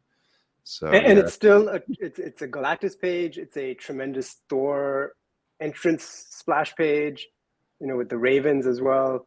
And it's really just very impressive. Great pickup. Yep, nope, that is a winner right there. So ND. I think I've been in ND's Calf Gallery before. All right. Very nice.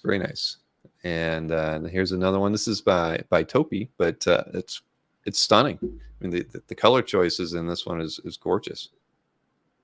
I was down to the wire between this piece and then there was another piece from the Usinum Museum Gallery that we featured, I think, just a couple of weeks ago. That was a book cover that was also tremendous. But yeah, so I decided to go with the Topi, and I just can't get over the colors. And then you look at your eyes drawn to all the color, and then as you pull out, you just see all the amazing composition, and then the mastery of his strokes. comes really once you've really absorbed everything. You're like, wow, look at the way that figure is carved in there. Look at the way her shoulders are defined. It's really amazing. Yeah, I mean, I'm kind of drawn to all the details in the clothing, right? Into whatever kind of blouse or whatever she's got on there. I mean, there's just so much there, to this piece. When at first it doesn't look like there's a lot, but it's gorgeous. I've only seen a few Topes in person. I mean, I wish I've seen more, but thank goodness there's a fair number of them on CAF. But yeah, this is I don't think I've ever seen one of his pieces in person. Mike said a few, so I've seen him there. I don't think I've ever seen him in a collector's hands or anything. But yeah, I've seen a few at his place. But yeah, this thing is amazing. And I think one of the dealer sites we crawl, generally has Topes available. Maybe it's I Martel. believe I know the gallery. Yeah, they do often have pieces. But yeah, no, this is a beauty. Let's see, I got my like on that one. All right, and this is in Kyle S. Let's see, get that. So James Stocco. I don't know anything about the story. I've heard of the artist before, but not someone that I see a lot of work from. But I just thought the way this was rendered onto the page and the way the storytelling and the details are all built in was just really incredible. I didn't know if anyone has any more information about what's going on, but the light source, that wood carving technique that really reminded me of a more developed, like Maurice Sendak, where the wild things are imagery. Yeah. And then what really impressed me was that there was so much detail as well. The shot down on the cart with the horse and then the bowl of food. The artist is really just showing off and playing. I agree. Yeah, and I'm not familiar with the title either, but I'm writing it down now just because I'm curious too. I want to look it up afterwards. But it's absolutely gorgeous, and I do wish we had a bigger scan of it too. But all of the effort into this piece is stunning. The first, and panel, I believe the person who posted it put up 2 or 3 or 4 pages from the story. Well, I see. Yeah, okay, here we go. Yeah, you're right. Yeah. All right. I'm gonna have to look this one up too. I like that a lot. Darn. Chris Luce mentioned that sometimes Scott Eder has some pieces by Tope. That's true. I think I've seen that as well. Thank you for that. And Tariq mentions that he has Nick Klein, Thor, Galactus pages that he doesn't have up on his CAF. So come on, Tariq, you can post those. We all want to see them. But yeah, no, very good pick there. And I don't know if I put a like on that one. You know what this is starting to make me think though. I think your idea of me having to start tracking these is going to be helpful. I think that being able to kind of identify the pieces we pick over time would be a good thing to do. I mean, I always I didn't poo-poo it, but it was one of those things. It's like, yeah, it's just another clerical thing for us to do. But I think it probably should be done. So I'll talk with Maureen about that. Maybe we can make some new programming in the new year that would allow us to highlight these so that people know when their stuff gets highlighted. Because that question comes up a few times, like, how do I know which pieces you guys have picked on the CAF update? I'm like, well. Last week I wrote to someone and said, I really enjoyed this piece, and I was glad to see it featured. I didn't pick it; someone else picked it, and I said I was glad to see it featured on the update. Mm-hmm. And then they wrote back saying, "Oh, I didn't know it was featured on the update." Right. So yeah, I think we need to come up with a way, and when we do it, almost email the owner just to say, "Hey, this piece is going to be featured tonight." It'd be a good way to do a little PR, let them know. And it makes people feel happy. People want to have their artwork featured here. So I'm all right. I'll put some thought into how we'll handle that. And that kind of goes back to my thought process of being varied in the galleries that I try and pick. Mm-hmm. So we get some more flavors. And Chris mentions that James, I know I've seen his name around. He's rep by Cadence. Huh. I know I didn't realize that, but I'm gonna have to go check out Cadence now. All right, cool. Let's see. Next up in the collection of David Wayne, member for 2 years. It's a pretty dynamic piece. Let me highlight that. An artist I think I've seen the name a few times before, but I'm not even going to try to pronounce it. Can you do that for me? Juan Ferreira. Ferreira. It's got I've an seen R. Ferreira spelled without the Y. So okay, but all right, that makes sense. Ferreira. All right, I like that. Deadly Neighborhood Spider-Man #1. I mean, it's just cool. It's just a kick-ass, cool page, and getting that touch of color is just such a nice bonus. And I guess I'm a sucker for Spider-Man still. So yeah.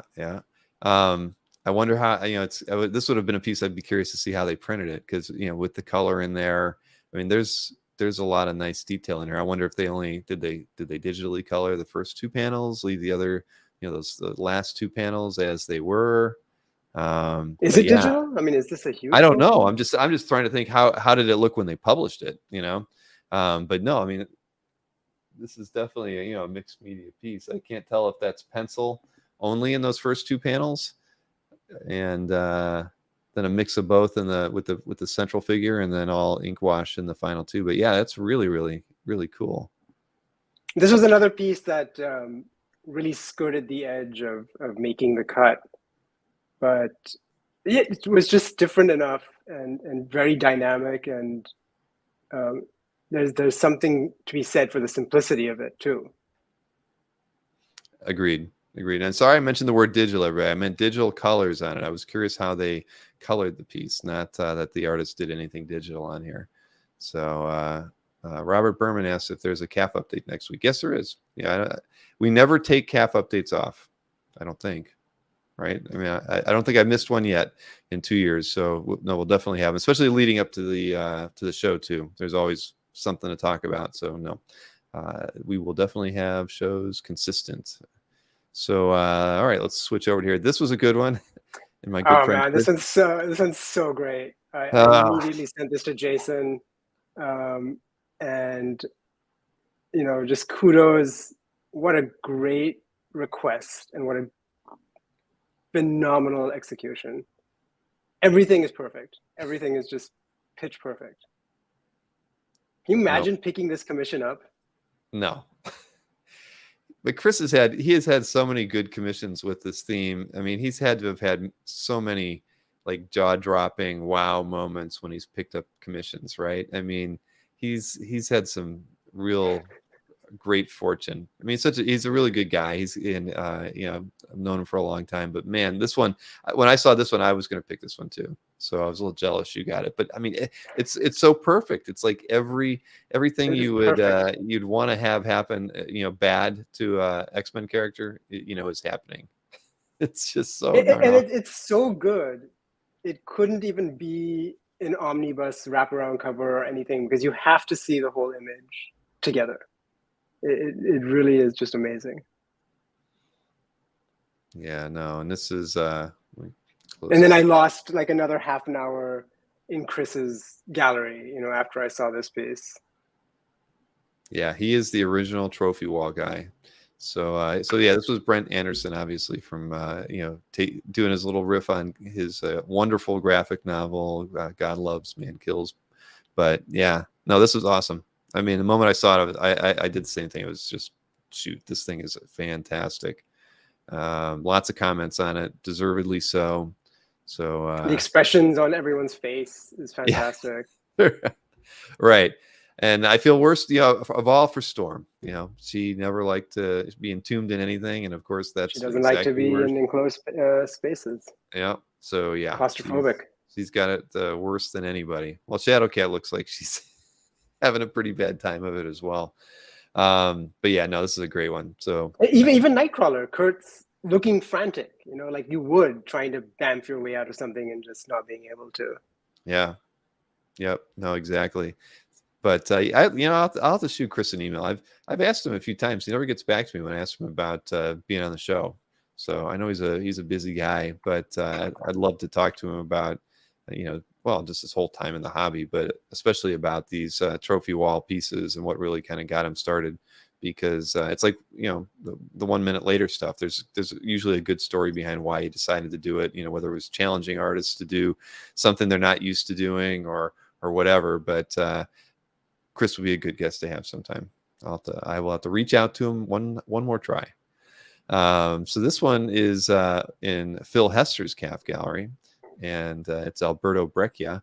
And I don't think, have we ever featured a piece by Breccia before? I don't think we have, or maybe we have. Snorik would know for sure, but yeah, this is a really interesting piece. And you know, and Phil has a very eclectic taste. I mean, he's an artist, of course, but he has an amazing art collection on calf too. So this was a pretty unique piece to see on calf, I think.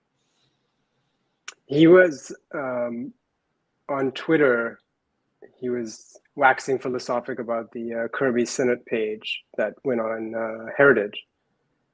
And I think it was that same day or the next day that he posted this. And I kind of was like, oh, it's like a consolation prize post, you know.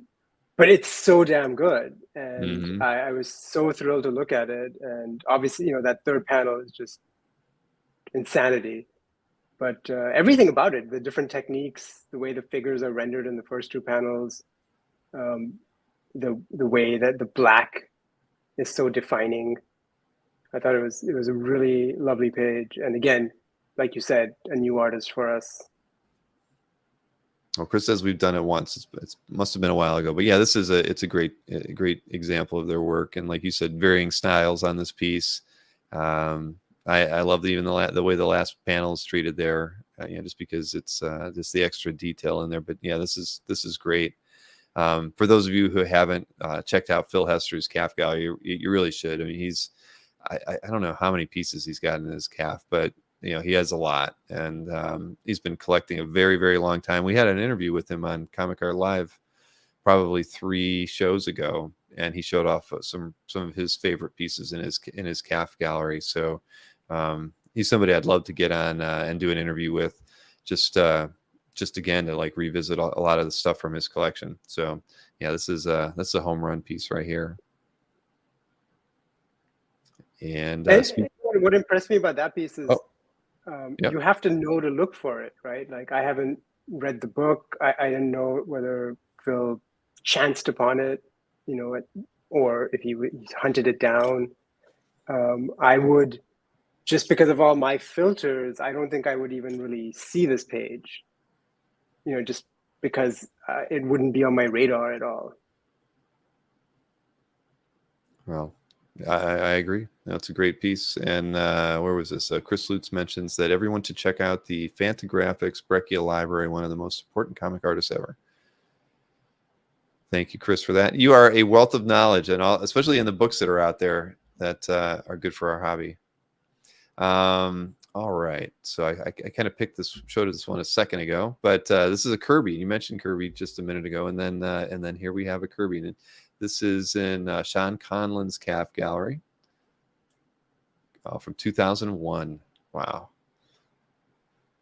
I didn't even look at what it was from. I love Kirby, and I think we mentioned, or there was a piece I picked 2 weeks ago. It's the same. I'm a sucker for these 4-panel layouts, right? I mean, I didn't look at what it was from either. You know, I just was like, wow, it's everything you would want. Mm-hmm. Oh yeah, everything you'd want in a Kirby. You get the Kirby crackle, but where? In the creature's mouth, or in the Machine Man's mouth, or whatever. I mean, it's just, you get the machinery. Everything about this piece is fantastic. That second panel to the third panel. Man. And the creature in the top, you know, that's like Fin Fang Foom. Like, not him, but it gives me that same vibe of just this giant creature, and then the same treatment you'd see of like Surfer getting, you know, zapped or something. It's just amazing. Yep.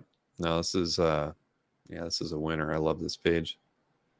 But I didn't read it either, saying it was, I mean, I didn't realize it was 2001. I just saw it, and it's like, yeah, this is everything you'd want in a Kirby right here, without some spandex characters in it.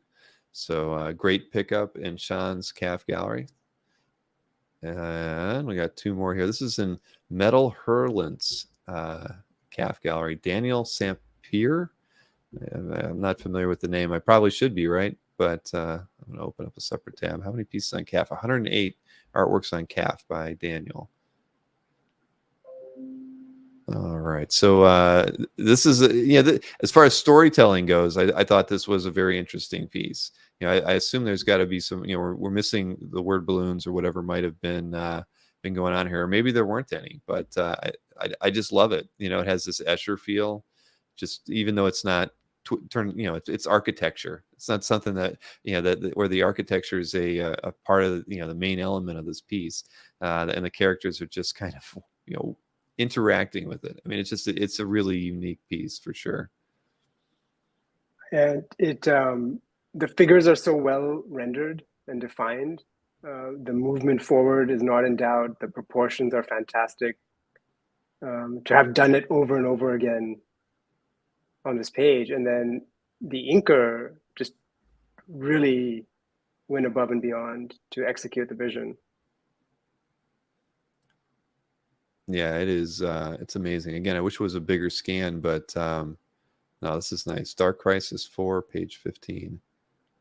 No, very nice pick here. I think you'll always get one very high contrast piece from me. Yes, and there's that's again. I know that you put a lot of effort into it because you always have your alt picks too. So I know you wrestle with the decision making on which ones you want to show. So this one though, again, I would have picked this one. So I'm glad you did as well. Well, you put up another one that you could have picked. I mean, I know, but I didn't want to pick two from the same guy. I know, right? But after I saw yours, and I think I had one of the other pieces as an alternate, but then I saw this one. I was like, well, this is the winner, for me. This is just me too. Really, really nice. It just speaks to you, right? It just speaks to you. It's like, this is the piece. It's got the soul of the X-Men in it, and it's just iconic. Yeah, shoot, I actually boxed it. I'm actually taking some of my X-Men comics to Anthony tomorrow and to sell them. But I was going through my early X-Men books, and I saw in the quote or in their description they mentioned that why isn't Phoenix here? And there was a link to the Burn Robotics forum, probably where maybe John had some reasoning behind why Jean's not a part of this drawing. But it was funny because when I was going through the books not an hour before the show, the prior version I think was done by Cockrum, and Wolverine was where Banshee is, and Banshee was at the top, but Jean wasn't in that one either. It was the same set, so more than likely I would assume Byrne was just told keep the same characters in there but stagger them and however you want. And I think the only change really was switching Banshee and Wolverine around. But yeah, I mean, who doesn't love corner box art, right? I mean, this is just it's glorious, and it's like right from the time period I would love to get something by John. So yeah, I felt silly almost picking it, but it's supremely compelling. You just look at it and it really has some sort of golden ratio going on where you're just very happy looking at it.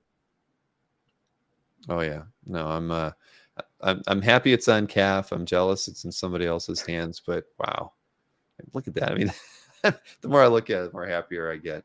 Yeah, it's glorious. But I do want to go over to the Burn Robotics page just to see what Burn would have said about that. And then I wonder what else was on this page that was cut off. Let's see. Oh yeah, that's funny. Look, he even picked the same comic that Dino read something from today. So that's awesome. Nice. That's some good karmic energy right there. Yeah, it is. It is. You never know. I know, that's why with that piece from Dino, I was like, Dino, do you know that I used to own this page? Because after he had done it, he didn't tell me which piece he was going to do. So yeah, it was surprising, and so yeah. But like I say, I'm selling my books. I didn't want to move them all the way down here to Florida. Now I'm flying them up with me to Baltimore to get rid of them. But no, these were all strong picks, Mikhail. Thank you. And Robert Berman is saying that Saint-Pierre's work is digital and that the page is listed as an artist group Oh. on the. I didn't know that. Well, then, see, we're learning something new all the time. Thank you, Robert.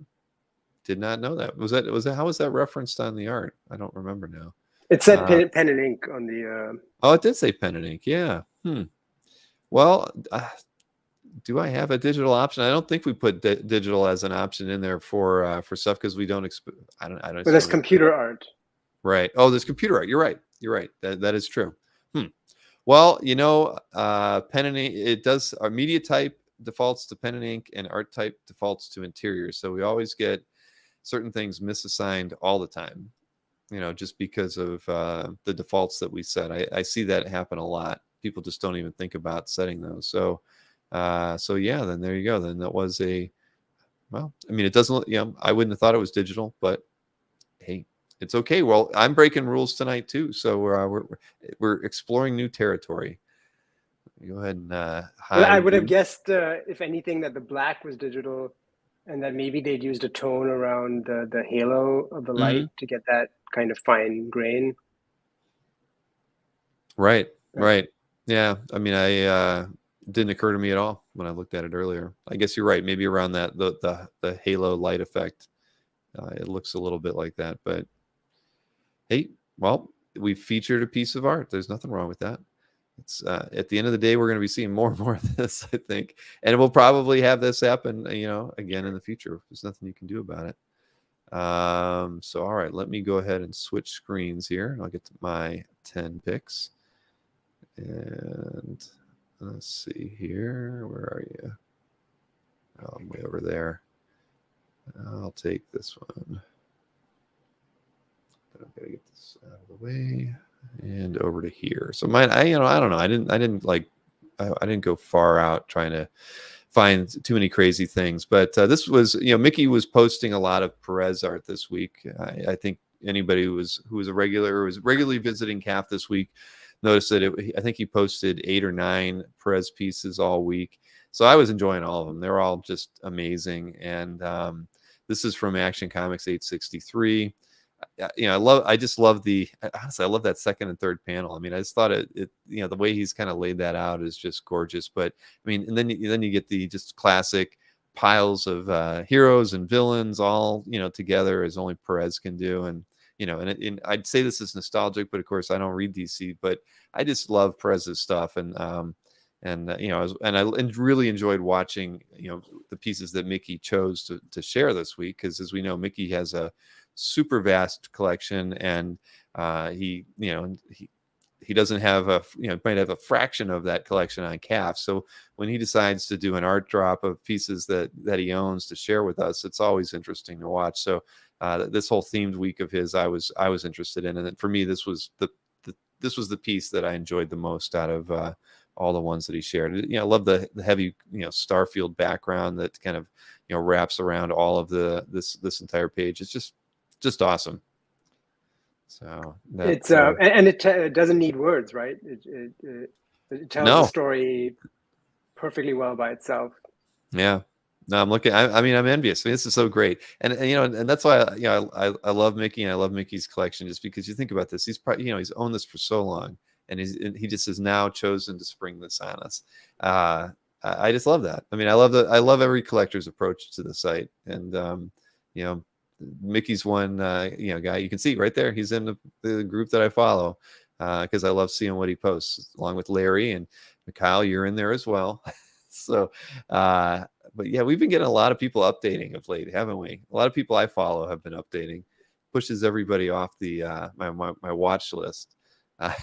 Yes, I have to be careful sometimes to check the whole list. Yeah, because it's there's a lot of stuff that goes up. Indeed. And Matt, I did read Teen Titans. I mean, and I don't know why. Teen Titans was probably the first DC book that I read regularly, and I probably only up to like issue 30, but I was just blown away by it. And I did read Crisis when it came out, bought those as well, just because event books were few and far between, and they seemed like if you had to buy them when I was 17 or 18 or 16 or whatever age I was when I was buying them. But yeah, no, but anyways, love it. Love Mickey's collection. I love his approach to the hobby. So Comic Art Boston, I've got a piece from you as well. This one was one that you listed as having picked up at Lake Como. So Zoo Orzu. I mean, I love her work, and I just, this was just a gorgeous piece. I love the color, the palette that was used in this. It's just stunning. I mean, yeah, I really need to pick up something at some point by them, because I just love what she does. It's just, this thing is just gorgeous. It just feels so. I don't even know what the right word for. It's like this patchwork way that she laid the paints down on this thing, and it just comes together into this, this glorious painting. So it's beautiful. Comic Art Boston, congrats for getting this one in your calf gallery. I think I even said this in my comment on the piece, that she has a particular affinity for a few characters, just in looking at her work, and Wonder Woman is definitely one of them. And so I think all of her Wonder Woman drawings have this great quality, and they're different too. If you look at the one that Annabelle has, it's it's markedly different from this one. But I think that kind of her love for the character always comes through, and just produces a piece that glows. And that's what we're seeing here, is just her power kind of coming through. Yeah, and all the trappings, they're transient, but like the woman is what we're looking at. Yeah, no, congrats to Comic Art Boston. This is, yeah, I'd love to have this thing in my calf. I bet you Wonder Effing Woman looks at it and probably says that would be a nice piece to own too. Wow. So I mean, this is the one that I look at it, and I could look at this for a long time. I mean, I would love. Now don't you have work by Zoo? I have a few pieces. Yes, that's what I thought. Didn't you do like an unboxing one time that you had got? Yes, because Annabelle had a bunch of them. Annabelle of Kirby's Comic Art reps Zoo. Yeah. So I had a bunch, and I think in that box there were. Did we do that on a collector conversation, or did I see that somewhere on like a chat group that we're in? I feel like I don't recall. I think I made a video of it. Yeah. Of me just unboxing a big parcel. Mikhail, we can blame a lot of all these fun things that we do, partially on you. You were big on recording how you packaged artwork and some unboxings and things, and I think that it inspired us to go on all these different the flips. And you did a flip. See, it's all your fault. I think, imagine if we hadn't seen the calf cribs that we saw today. These things would be hidden from us still. I know. But that's the one, again, things I talk about as far as my enjoyment I get out of the hobby. It's just the fact that we're all so creative, and we all really want to, we're CAF's all about sharing, and we've found so many different ways to share the hobby with others. And the dramatic readings, I mean, imagine what's going to be happening in a year with those things. I can't even imagine. I'm so jealous. I mean, I just have had no time, but I have a drone shot in mind, Bill. I have a drone shot in mind. Oh, don't say anymore. You got to keep it a secret. Now you're killing me. All right. Well, okay. So next up is this New Avengers page by Daniel Acuna, and from 2005. And this is in I forget who's. what was it? Jason's calf gallery? Yeah, Jason Husa. I'm sorry if I'm pronouncing your last name wrong, Jason. But I love Acuna's artwork, and I love that the panel with Spidey, but I didn't really understand what the piece was, right, until I went and I read it, and it said that this is actually an 11 by 17, so it's basically 2 pages from the book drawn on 111 by 17. But the funny thing is they're not sequential. It's page 1 and page 3. And Jason was like, I don't know why. What's their methodology? In working. So on a 111 by 17 board, he's got pages 1 and 3 from Acuna, and that was what sold me on it. Was just the uniqueness of the piece, because we've seen those pages that Marvel did back in the 70s where they were shortchanging the artists and making them draw 2 pages on a board. It made me feel, think about that, but then just the idea that these things aren't sequential at all.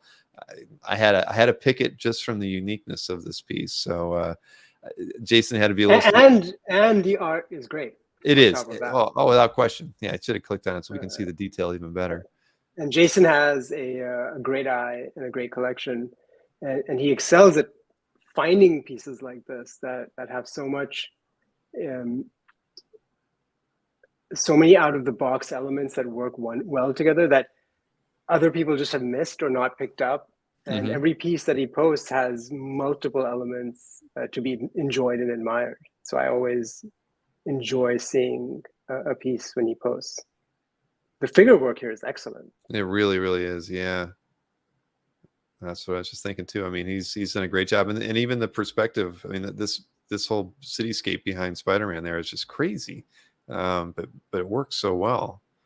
So no, this is great. But so yeah, and I can't say I've spent a lot of time in Jason's CAF gallery, but I'm gonna actually set this tab aside and go back and take a look, because but again, a unique piece there. It's not something I think I've seen before.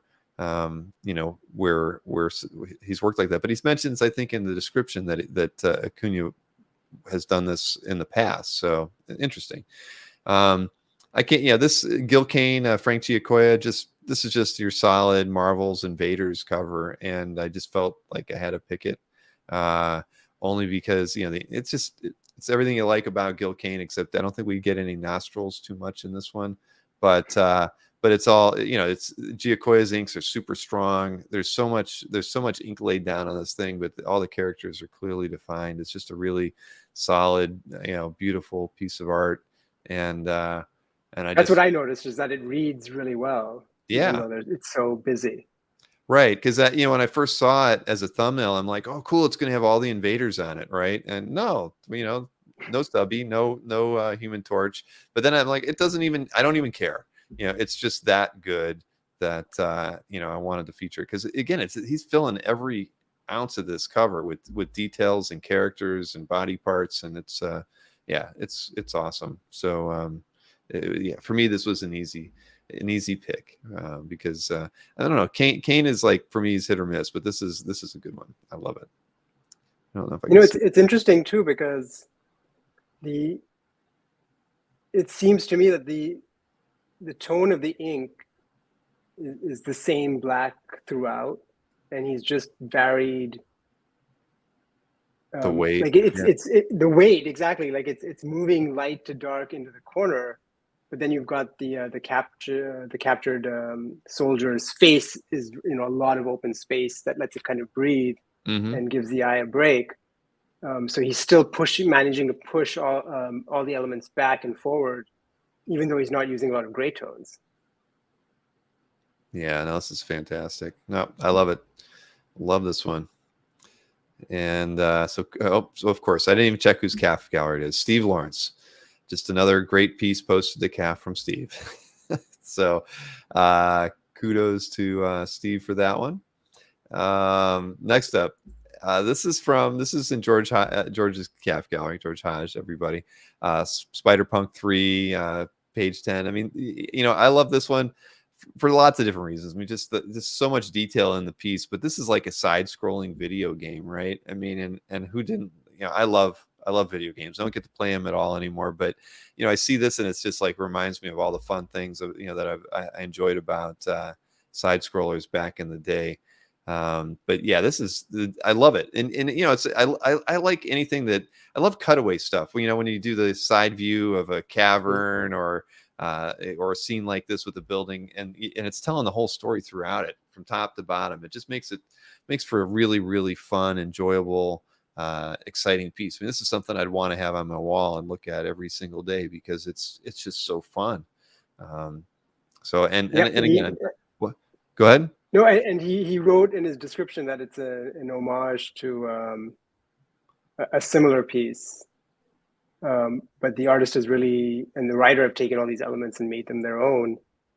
And I think George particularly mentions when they stop and have like a soda at the bar. And then it's such a great use of Miss Marvel's, of everyone's powers, actually. You get to see them all doing their thing. Hmm. I love that fist coming out of the elevator. Yeah, exactly. I mean, there's a lot of humor in this piece. I mean, the little characters up in the corner spun in a web. I mean, it's awesome. I mean, I love this piece to death, and I haven't read it, so I don't know anything about the story, but no, the piece just. I mean, it's amazing. It's absolutely amazing. George has been posting a lot of really cool art, and I hate to say it, I've skipped a lot of it over. I'm like, oh, I've featured George in the past, but this was one that I was just like, no, I cannot pass this one up. It is just So too. I think he posted this on Monday, like very early in the week. It was the first piece that I picked for Ah, my list, and then eventually, I think because like you, I felt like I know George as a friend, and his pieces have been featured, so I was like, okay, I won't feature it. But I loved it so much; it was always right there at the top until I decided to throw him under the bus. So I'm glad it made it. yep. No, well, there you go. I mean, I couldn't pass it up. But definitely check out George's stuff. You can flip and look at the last 30 days of posts. I mean, George has been posting just really, really, great stuff. And yeah, I regret it. And it happens a lot, like you're saying, when you're trying to mix up who you're picking artwork from, that does come into play a bit. And so you end up, well, I've done Steve Lawrence. I should just stop featuring stuff for the next 6 months. I should just go cold turkey and not feature anything from him for a while. And But from Heroes, George is such a great guy and such a multi-layered mhm. artist in his own right, that I always enjoy meeting him and talking to him and finding out about his life. And he's another person who's just like, I love that I met him through the hobby, and Hmm. he has so much to offer, and his gallery is so uniquely his. I That's agree. another great thing about his collection. Oh, well, we've all managed to make a lot of great friends these last couple years through this, and uh, it's just been awesome. But yeah, I've always admired. George he's a musician, so a lot of his artwork, that he's picked up has something musical about him. But he really enjoys very eclectic artists as well. So it's always interesting to see the pieces he picks up, just because there might be a new artist that I haven't really heard of or know much about. And I didn't mention the artist name on that one. I didn't even read it because to me it didn't matter. Justin Mason. So I'm not familiar with Justin's work, but again, George picks up stuff that again is just a little bit outside the norm, but it's awesome. There's a Um, good description on that piece for anyone who goes back to it. They should, the writer also does works on some of the Marvel shows and things like that. So all right. Now this one, is a Dylan Dog piece, cover to issue 57, Angelo Stano. It's funny.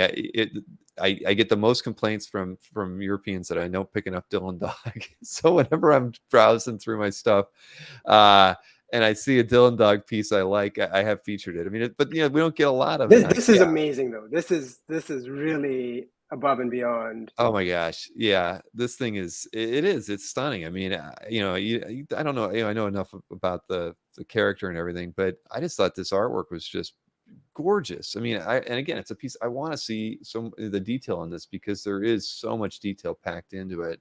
Just The bottom of that rattan chair, but then like all the heavy work on the zombie head. Yep. Yeah, I just want to zoom in and see what he did. Yep, exactly. But no, this is a killer piece. And whose calf was it? Andrea F. I know I've been in there. Yeah, and they've been around in calf for a long time, 14 years. So I wonder if it's probably not any bigger. No, it just kind of gives you a little different view of it. But no, yeah. At any rate, yeah, this is a gorgeous piece, and I'd love to see. I don't think I've ever seen any Dylan Dog artwork in person. So this would one I'd love to actually get a look at. But yeah, it's great. Really, And really cool. this again is an artist who's just so confident and just really putting down their marks where they know they need to go. Chris is yelling, I pick Dylan Dog all the time. Well, I'm telling you, that's Dylan Dog is the one I get when I get an email from somebody. I'd say a third of the time they're saying, why don't you pick the Dylan Dog stuff? Why do you always focus on US based artists and things? And I don't know, it's what we gravitate to, but Dylan Dog gets mentioned quite frequently when people are asking about artwork. So I always keep my eye out. This was a winner for sure. Now this next piece is the piece that is for sale, everybody. And I what can I say? It's a cool piece. I almost picked it myself until I saw it was for sale. Right. So Carlos, and it's very expensive too. Right. It is. I had no idea. I'm right. It's $3,500. So this is an ad now for it. I just love the piece so much. I mean, it's gorgeous, right? I mean, it's in Swimmer's Girls Calf Gallery. She's been frequenting some of our shows of late too, and so when I saw all that, I was like, I wanted to feature it just because it was an enjoyable painting. I think there's a picture with the artist as well here, doing the painting. And I saw all this not knowing it was for sale, but I'm just like, shoot, honestly, when I saw the photo of them with the painting, I was like, I'm sold. This is it, because it's pretty oversized as well. I mean, I have no idea what the scale is on it, but it's just great. And it's Halloween, everybody. So, I picked it for that reason. And the tentacles kind of hit you a beat later, right?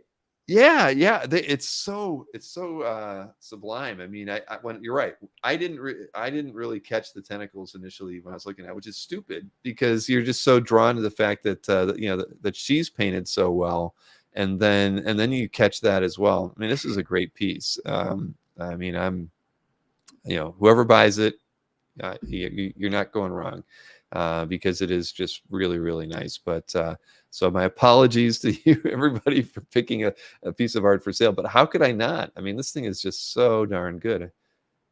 Look at that. I mean, it's almost like a biology. This should appear in one of those turn of the century books where they're painting squids and birds and whatever. I mean, it's just the detail in it is just so well done. I mean, I just love this piece. It's awesome. And the dress is just incredible. I mean, to attack a black velvet dress like that and to show us very clearly that that's what it is amazing. Yeah, I'm blown away. I mean, I want to learn a little bit about the artist now too, because I'm not familiar with their work. But because you look at that, I mean, it feels like it has a little bit of airbrush in there. So I'm not sure all the techniques used in the piece, but it's gorgeous. It's absolutely gorgeous. So Swimmer's Girls Calf Gallery. Let's see, we got 2 more pieces to go, and John Muth piece. I mean, I love pretty much everything that John does, and this is a Havoc and Wolverine page, so you can't really go wrong with this. It's in Kevin Ono's Calf Gallery. It's a 4-panel layout, everybody. And I didn't even realize it until I'm looking at it now, and I'm thinking it's perfectly in line with the Kirby. But I am a sucker for these layouts. I don't know why, but I just think the storytelling, it's tough, right, to tell something in this kind of a format. But I love it. I love the fact that the 2 characters are separated in the first 2 panels, and then they're together in the second 2 panels. I don't know. I actually didn't read the book, so I can't even. I have nothing to base this off of nostalgia at all. I just love the way John handles the paint, and this piece. I just thought the storytelling is just phenomenal. Her face in that second panel. I don't need to that's amazing. And you can insert your own story in here, right? Whatever the narrative you want to put together to, make this work. But yeah, she's clearly not happy, and he doesn't look like the most awesome person. But yeah, it's amazing. Yeah. No, it is gorgeous. So congrats to Kevin on that one. And this one, I don't know. I was my 10th pick I was having a hard time with, and I haven't really picked John Bolton too often, but I just thought this. I thought you might go for that Barry Windsor Smith Conan page. I know, I did think about that one, but I picked Windsor Smith, often enough in the past. And this one's great though. Yeah, I thought the action in this was really well done. I mean, I love that last treatment panel. of the water. Yeah, exactly.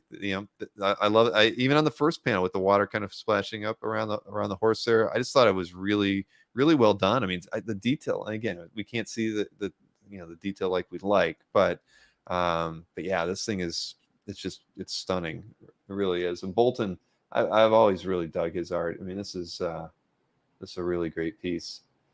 And it's fun too. I mean, it's fun. Yeah, the guy's getting gutted and everything, but I like that. I mean, it's, he's taking his time to tell this battle slowly. There's no skulls, so it's all good. That's right. There's no skulls just yet. Wall worthy. But yeah, so there you go. And whose calf gallery was this? Tristram Portal. I don't know if I've been in their calf before. So it's from Cull.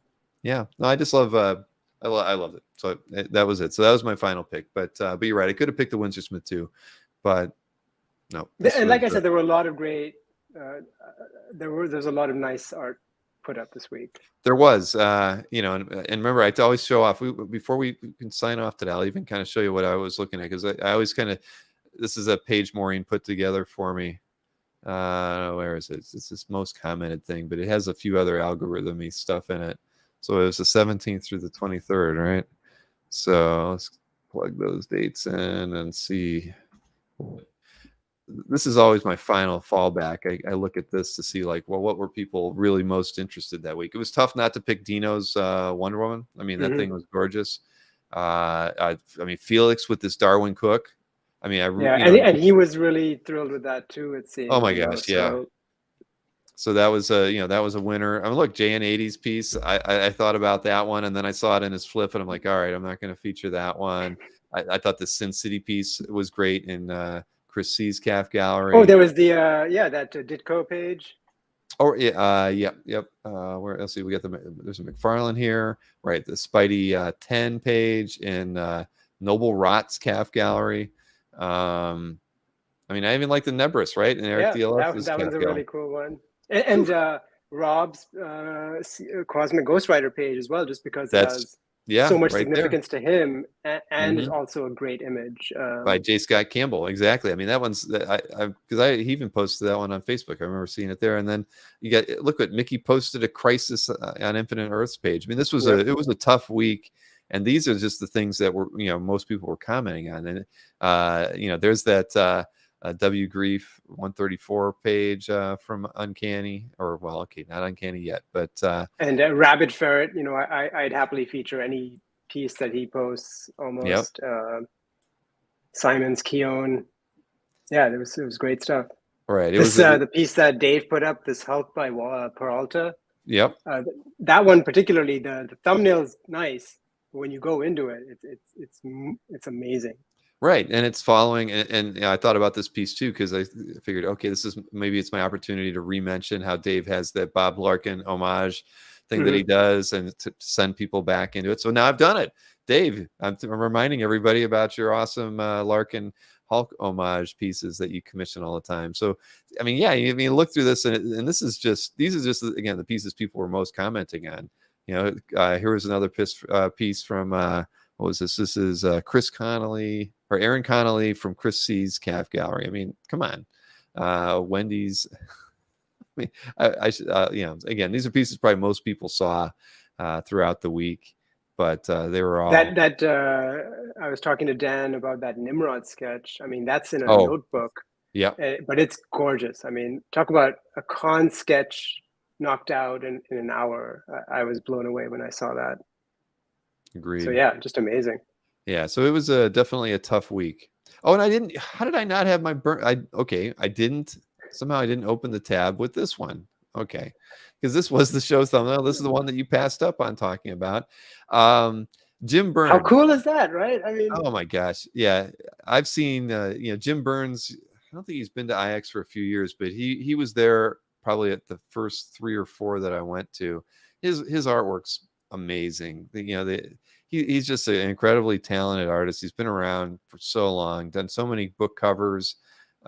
His stuff is just so stunning. I mean, he's just got a really unique style, so fluid in the way he paints. I mean, even when he's painting machinery, I mean, heck, this creature is more like got more hard edges than her spacesuit, right? I mean, he's just a really talented guy, and I've always been impressed by his painting. Because I love, he's from I think he's from the UK, and I'm a sucker for UK sci-fi stuff.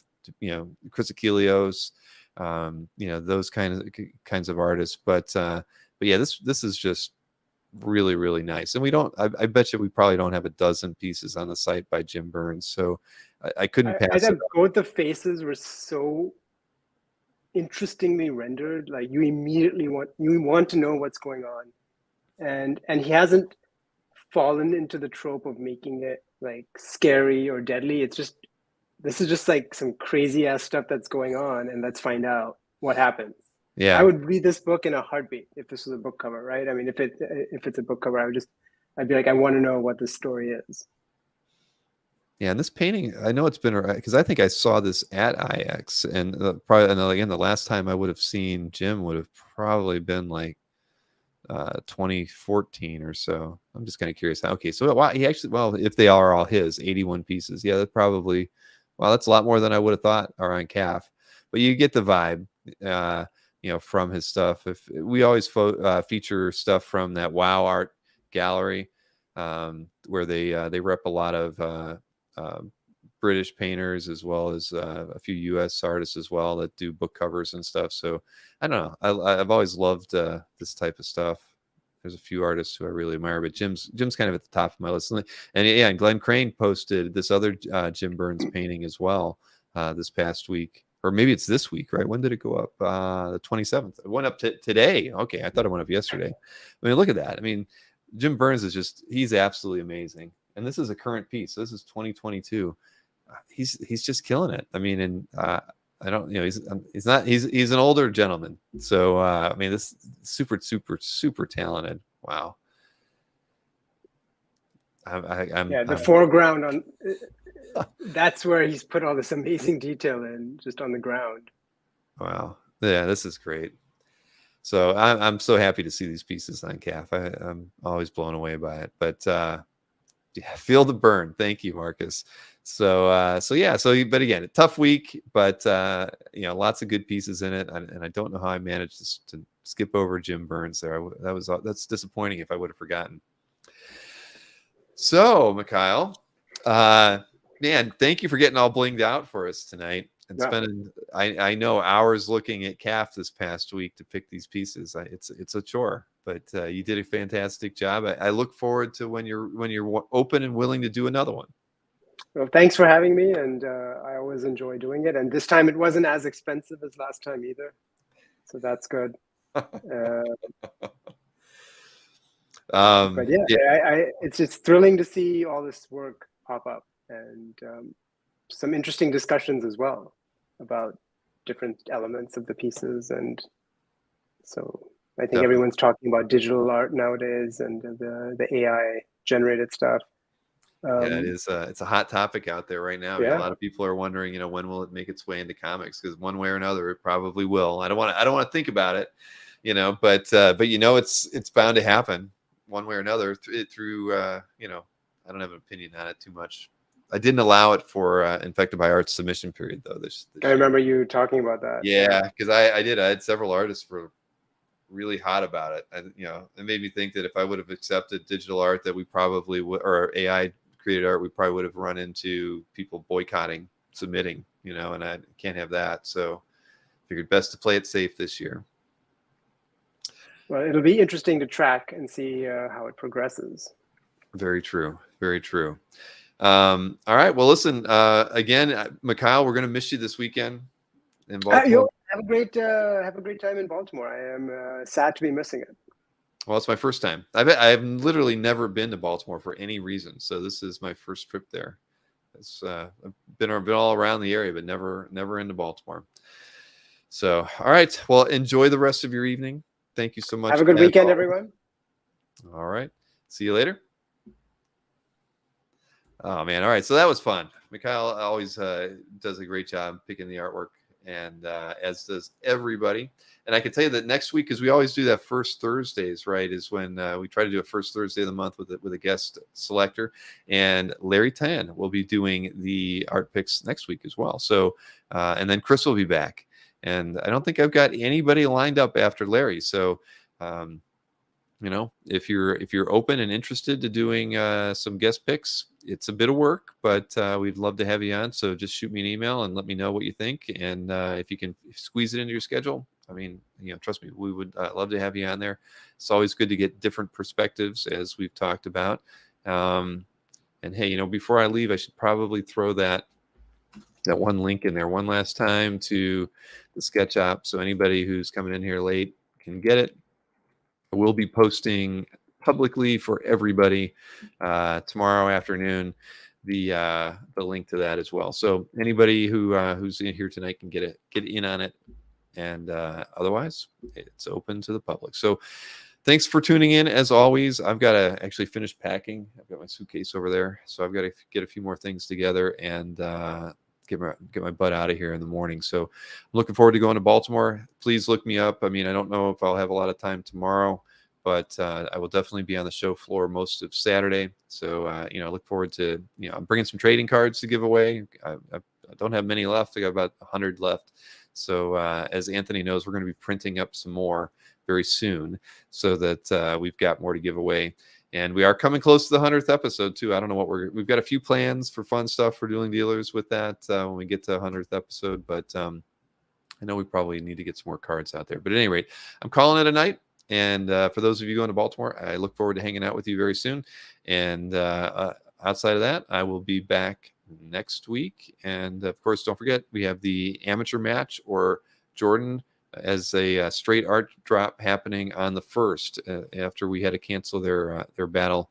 I've got that going on next Tuesday. So plan ahead, set that night aside, and we'll have a good time hanging out with hopefully with both those guys next Tuesday. All right, guys and gals.